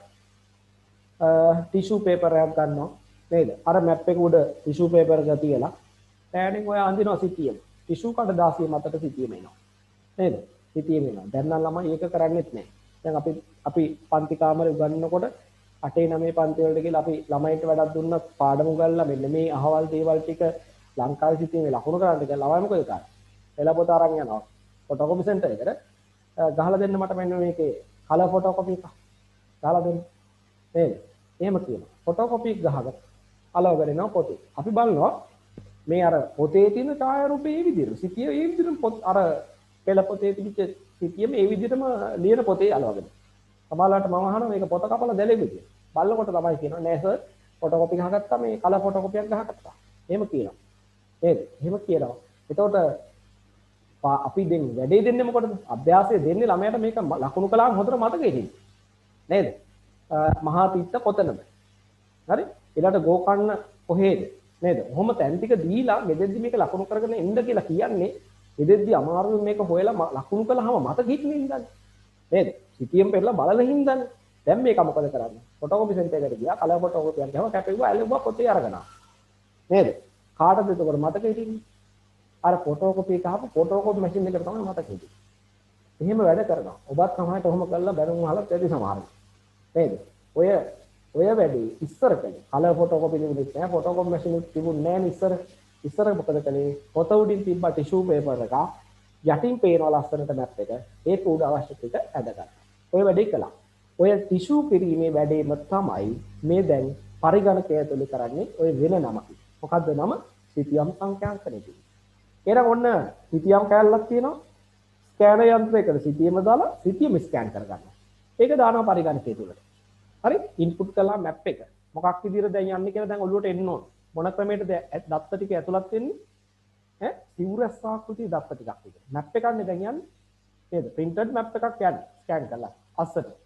අන්න මැප් එක ගන්නවා ස්ක්‍රීන් එකට. මැප් එක ස්ක්‍රීන් එකට අරගෙන GIS මුදුකාංගේ ඕපන් කළා. අර බේස් මැප් එක විදිහට අරක යටින් තියාගෙන GIS එකේ තියෙන tools පාවිච්චි කරලා අවශ්‍ය ටික ඒක උඩ අදිනවා. ඇන්දහම අර අපේ බේස් මැප් එක අයින් කරලා දාන්න පුළුවන්. අවසානයේ අපි ඇඳපු ටික විතරක් මැප් එකේ ඉතුරු වෙනවා. GIS වල ඉතුරු වෙනවා. නේද? එහෙනම් මොකද්ද මේ කරලා තියෙන්නේ? පරණ වැඩක් අලුත් මුහුණුවරකින් කළා. මොකද්ද පරණ වැඩේ? මැප් එකක් යටින් තියාගෙන උඩින් ටිෂු පේපර් එකක් තියලා ටිෂු කරපු වැඩේ ඉස්සර කළා. දැන් මේ වැඩේ පරිගණකය අස්සට දාගෙන මවුස් පොයින්ටර් එකකින් අල්ලගෙන මේ වැඩේ දැන් කරනවා පරිගණක තාක්ෂණ. එහෙනම් අන්නේ වැඩේ කරලා පරිගණක පද්ධතියට නැත්නම් භූගෝලීය තොරතුරු පද්ධතියට දත්ත ඇතුළත් කරන්න පුළුවන් කියන කාරණේ තමයි සිතියම් සංඛ්‍යාංකනය කිරීම කියලා කියන්නේ. හරි? සිතියම් සංඛ්‍යාංකනය කිරීම කියලා කියන්නේ. හොඳයි. අපි එක ලියමු.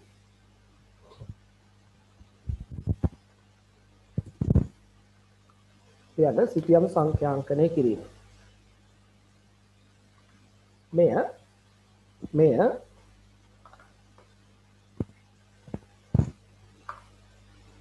සිතියම්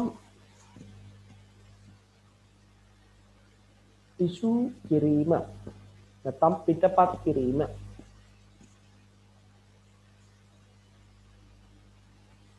නමින්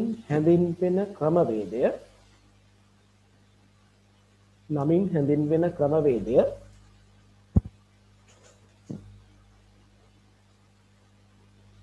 නවීකරණය වූ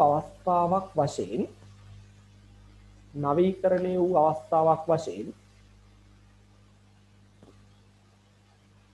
හඳුනාගත හැකිය.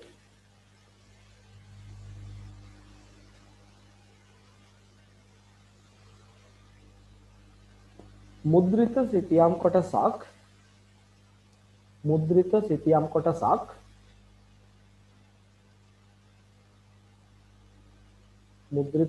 කොටසක්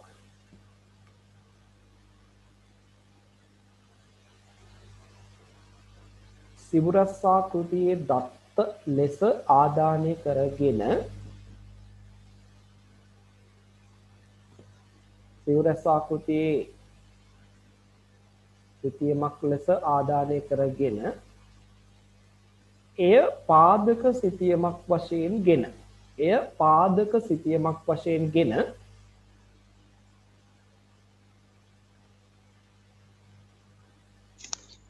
මොකද සිවුරැස් ආකෘතියේ සිතියමක් ලෙස සිතියමක් ලෙස ආදානය කර ඇතුළත් කර කියන එක ආදානය කර එය පාදක සිතියමක් වශයෙන් ගෙන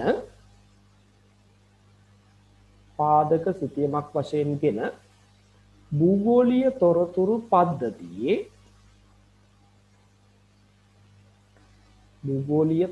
පද්ධතියේ මෙවලම් භාවිත කරමින්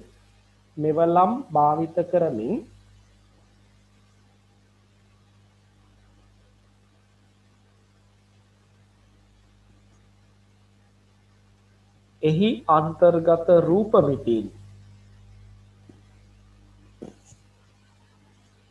අන්තර්ගත රූප මිටීන්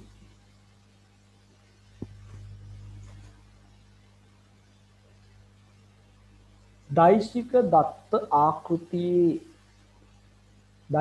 දත්ත ආකෘතියට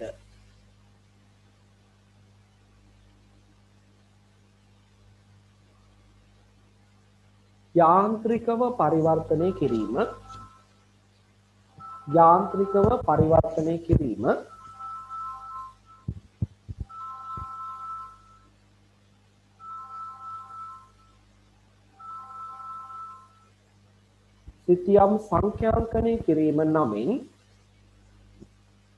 සිතියම් සංඛ්‍යාංකනය කිරීම නමින්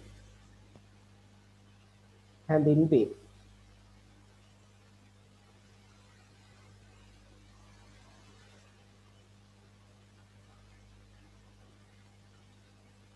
හොඳයි. ඊළඟට පුතේ දෙවෙනි ක්‍රමයක් අපිට කතා කරගන්න වෙලාව ඇති වෙයි. බලන්න කියනවා වෙනත් ආයතන හා පුද්ගලයන් විසින් සංඛ්‍යාංකනය කොට ඇති දත්ත ආදානය කිරීම. ලේසියෙන්ම කරන්න පුළුවන්. අනුන්ගේ දේවල් ගන්න එක නේද? හරි? මේ කියන්නේ වෙන පුද්ගලයෝ පාවිච්චි කරපු දත්ත මේ පද්ධතියට ඉතාම පහසුවෙන් පාවිච්චි කරන්න. ඇතුළත් කරන්න පුළුවන්. දැන් මම අමාරුවෙන් හදපු මැප් එකක් තියෙනවා. මම ඒක ඔබට දෙනවා. හරි ඔබට දෙනවා. ඔබට පුළුවන් ඔබේ පරිගණකයේ GIS පද්ධතියට එක් පහසුවෙන් ඇතුළත් කරන්න. ආයි මොනවාක් හදාන්න දෙයක් නැහැ. අඳපු මැප් එක ගන්න දෙන්න. data set එක දුන්නා ඔයාලට පුළුවන් ඒක පද්ධතියට ඇතුළත් කරගන්න. දැන් මේ විදිහට සල්ලි ගෙවලා ගන්නත් පුළුවන්. දැන් අපේ රටේ සිතියම් සම්පාදනය කිරීමේ කාර්ය සඳහා ඉදිරිපත් වෙන්නේ රාජ්‍ය ආයතනය තමයි ශ්‍රී ලංකා මිනින්දරු දෙපාර්තමේන්තුව. ඒගොල්ලන් ගාවට ගිහිල්ලා අපි කියනවා අපිට 74 අංක 74 රත්නපුර මෙට්‍රික් සිතියමේ ඩිජිටල් මැප් එක දෙන්න කියලා. රත්නපුර මැප් එකේ ඩිජිටල් මැප් එක. ඩිජිටල් මැප් එක කියන්නේ අර කියපු දෛශික දත්ත ආකෘතියේ මැප් එක දෙන්න කියනවා. හැබැයි ඉතින් නිකන් දෙන්නේ නැහැ ඒගොල්ලෝ. හරි? ඩිජිටල් මැප් එකක් සාමාන්‍ය රුපියල් 8000 10000 අතර මිලක් නියදලා තියෙනවා. රුපියල් 10000ක් කියමු. 10000 ගෙවලා අපිට data set එක දෙනවා. ඒක තියෙන සියලුම දේවල් අපිට දෙනවා. ඉතින් එහෙම එකක් තමයි මම ඔයගොල්ලන්ට රෙදා පෙන්නන්නේ. ලංකාවේ සිටීමේ ඕපන් කරලා පෙන්නුවා නේද සමුද්‍ර රේඛා සටහන් ටික. ඊළඟට වැව් ටික, ගංගා ටික නේද? ප්‍රධාන නගර ටික ඔක්කොම ටික පෙන්නුවා. වනාන්තර ටික ඩිජිටල් data. ඒතර ඒ ටික ගත්ත අමුදලක් ගෙවලා. ඒ ගත්තාම අපිට ආයෙ ඒවා අදිට දෙයක් නැහැ. ඒවා ඒ විදිහටම දත්ත පද්ධතිය ඇතුළත් කරලා අපි වැඩේ කරගන්න පාවිච්චි කරන්න පුළුවන්. හැබැයි ඉතින් එතෙන්දී තියෙන අවාසිය තමයි යම් පිරිවැයක් දරන්න සිද්ධ වෙනවා. නැත්තම් කාර්ය පහසුයි. කාල වේලාව අඩුවෙන් යොදවලා යම් මුදලක් වියදම් කරලා වැඩේ කරගන්න හැකියාව තියෙනවා. අපි ලියමු. ලියන්න සිතියම් නිර්මාණය කිරීමේ කාර්යෙහි නිරත වන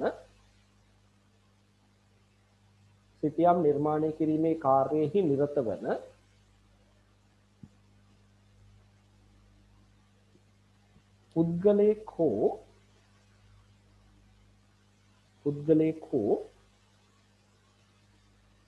ආයතනයකින්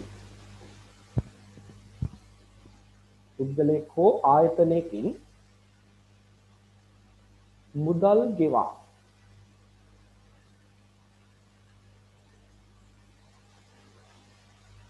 ගෙවා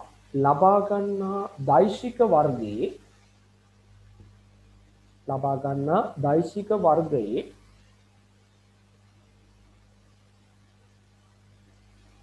මුදල් ගෙවා ලබා ගන්නා දෛශික වර්ගයේ දත්ත ගොනු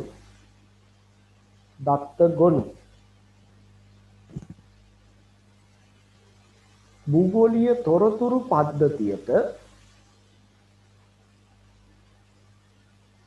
තොරතුරු පද්ධතියට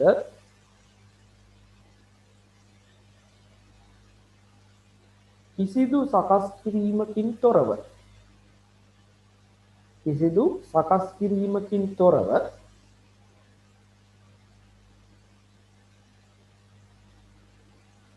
පහසුවෙන් ඇතුළත් කළ හැකිය.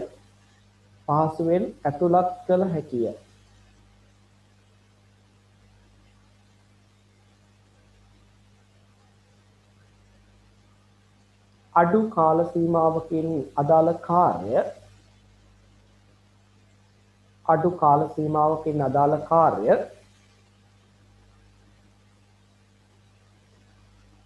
සිදු කරගත හැකි වුවත්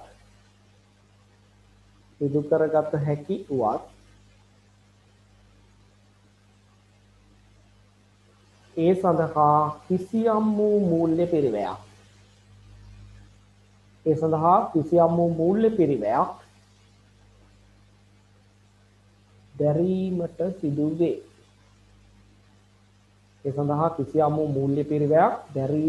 සිදුවේ.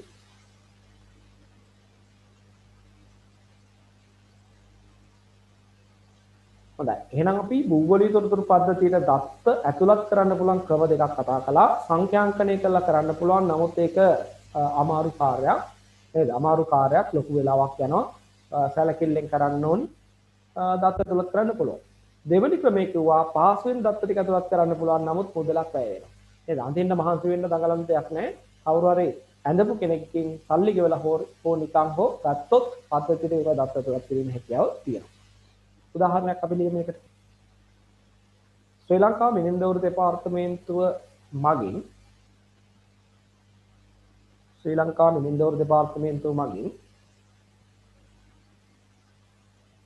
නිර්මාණය කරන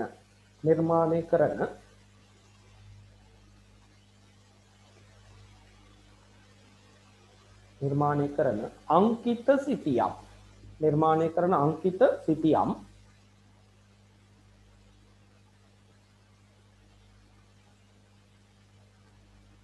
මුදල් ගෙවා ලබා ගැනීම. දැන් මෙතන ඉන්නවා මේ ඔය මිනින්දෝර දෙපාර්තමේන්තුවේ කාර්යාල වලින් මෙට්‍රික් මැප් ගත්ත ළමයි. නේද? හැබැයි ඔබ ගත්තේ මුද්‍රිත පිටපතක් නේ. මෙට්‍රික් මැප් මම ගන්න කියලා තියෙනවා සමහරු ගත්තා. ඒ ගත්තේ මුද්‍රිත පිටපතක්. ඒක printed sheet එකක් නේද? හැබැයි මේ කියන්නේ ඒව ගැනනේ. ඒ කන්නා රුපියල් 150යි. කඩේකට කොට වෙලා හරියට තේ එකක් බිව්වොත් රුපියල් 150ට වැඩි ගාණක් යනවා. නේද? රුපියල් 150ක් දීලා ගන්නේ printed map එකක්. හැබැයි ඒකම අර විදියට සංඛ්‍යානය කරපු data set එකක් විතර ගන්නකොට තමයි මම කිය රුපියල් 10000ක් විතර යනවා කියලා. නේද? 10000ක් විතර මුදලක් ඉදන් කරන්න ලක්ලකේ ඒ අවස්ථාවේ. හොඳයි. එහෙනම් අන්න අපි කතා කළා ක්‍රම දෙකක්. අදට මේ කතාව මෙතනින් අපි නතර කරමු. ඊළඟ දවසේ අපි මෙතනින් පටන් අරගෙන මේ පාඩම ඉස්සරහට කරගෙන යමු. හොඳයි. අද පාඩමේ මොන හරි ගැටලු තැනක් තියෙනවා නම් ඔබට පන්තිය නිමා කරන්න කලින් අහන්න අවස්ථාවක් තියෙනවා. සර් ක්ලාස් එකේ මේ වීඩියෝ එක රෙකෝඩ් කරලා මේ YouTube අප්ලෝඩ් කරලා දෙනවද මේ ගෲප් එකට? ප්‍රභාස්වර දැන් හිටියනේ පන්තියේ. මට මුල් ටික පොඩ්ඩක් මේ කැඩි ඇහුනේ ඒකයි. ඔයා මට ඉල්ලීමකුත් කළානේ. මං කියනවා කාට හරි කෙනෙකුට පුළුවන් නම් ඔබ සම්පූර්ණ නෝට් එක ලියාගත්ත කෙනෙක් ඉන්නවා නම් ගෲප් එකට නෝට් එක දාන්න. අනිත් ළමයින්ට ලියා ගන්න බලන්න ගෲප් එකට නෝට් එක දාන්න. YouTube එකට අප්ලෝඩ් කරන්න. දැන් මේ ওই වැඩේ දිගටම මම හිතානේ මේ රෙකෝඩින් වැඩේ අතහැරලා දානවා කියලා. මොකද දන්නවද? රෙකෝඩින් වැඩේ දැම්මහම දැන් මං පන්තිය කළත් නැතත් මේ පන්තියට ආවත් නැතත් නේද? ආවත් නැතත් සර් කොහොමත් YouTube එකට වීඩියෝ එක දානවනේ. නේද? දානවනේ ඒක බලලා වැඩ කරන්න පුළුවන් කියලා හිතාගෙන ඉන්න බහුතරයක් පිටිසෙ ඉන්නවා. නේද? විවිධ හේතු කියනවා සර් මට අවල් වෙලාවේ පන්ති තිබුණා, සිග්නල් තිබුණේ නැහැ, කරන්ට් එක තිබුණේ නැහැ. ඔහොම විවිධ හේතු කියනවා. හේතු කියලා සමහරට ඉතින් ඇත්තටම ඒවා වෙන්නත් පුළුවන් ඉතින්. නේද? වෙන්නත් පුළුවන්. එහෙම අතරේ ඒවාම නිකන් අර එක්ස්කියුස් එකක් කියලා හිතාගෙන කියලා YouTube නරඹන්න හිතා ඉන්නවද දන්නේ නැහැ. ඒ නිසා මම ටිකක් මේ අකමැති දැන් අර රෙකෝඩින් දාන්න. පුළුවන් තරම් හැම විටම පන්තියට ළමයි සම්බන්ධ කරගන්න එක වැදගත්. නේද? ඒ වෙලේ කතා බහ කරන දේවල් ඒ වෙලේ මතක හිටිනවා. ඒ නිසා සම්බන්ධ වෙන්න ඉතාල වැදගත් නිසා මම ටිකක් YouTube එකට වීඩියෝ අප්ලෝඩ් කරන එක සීමා කරන්න තමයි හිතාගෙන ඉන්නේ. ඒක අර කෙනෙක් ඉල්ලපු නිසා මම රෙකෝඩින් එක දැම්මා. දැන් උතන ඉල්ලීමක් කළා. දැන් ප්‍රභාස්වර ඉල්ලීමක් කළා. ඒ නිසා මම මේකත් දාන්නම්කෝ. හොඳයි. ඒ නිසා බලන්න හැම විටම YouTube එකට යන්න නොගිහින් පන්තියට සම්බන්ධ වෙලා මේ වැඩේ කරගන්න පුළුවන්ද කියලා බලන්න. හොඳයි. එහෙනම් සියලු මේ අහන්න බැරුණා. ගැටලු තියෙනවද මොනවාක්වත්? නැත්නම් යන්න අවසර තියෙනවා. එහෙනම් සියලු දෙනාට සුබ දවසක් වේවා. අයබෝන්. ආයිබෝවන් සර්. ආයිබෝවන් සර්. කොහොමද සර්?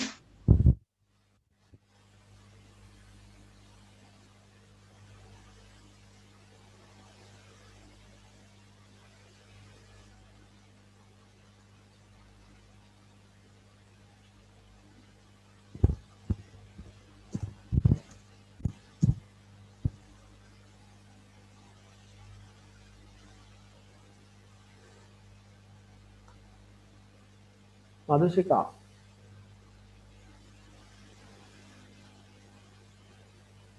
මදුෂිකා. ඔව් සර්. මේ ඔව් සර් ඉන්නවා. ඔය ටික පුතේ වාට කලින් කෙරලාද තියෙන්නේ? ඔව් සර්. ආ. හරි. කළා සර් මෙච්චර මේ විස්තර කරලා නම් කළේ නෑ සර්. නෑනේ. දැන් කතා කරපුවා පැහැදිලි වුණාද? නැහැ. ඔව් සර්. හරි. අනේ මට ඔයා කිව්වට කලින් ගෲප් එකට ඇඩ් කරන්න කියලා මට අමතක වුණානේ කලබලේ. පස්සේ කෝල් කරනකොට තමයි මතක් වුණේ.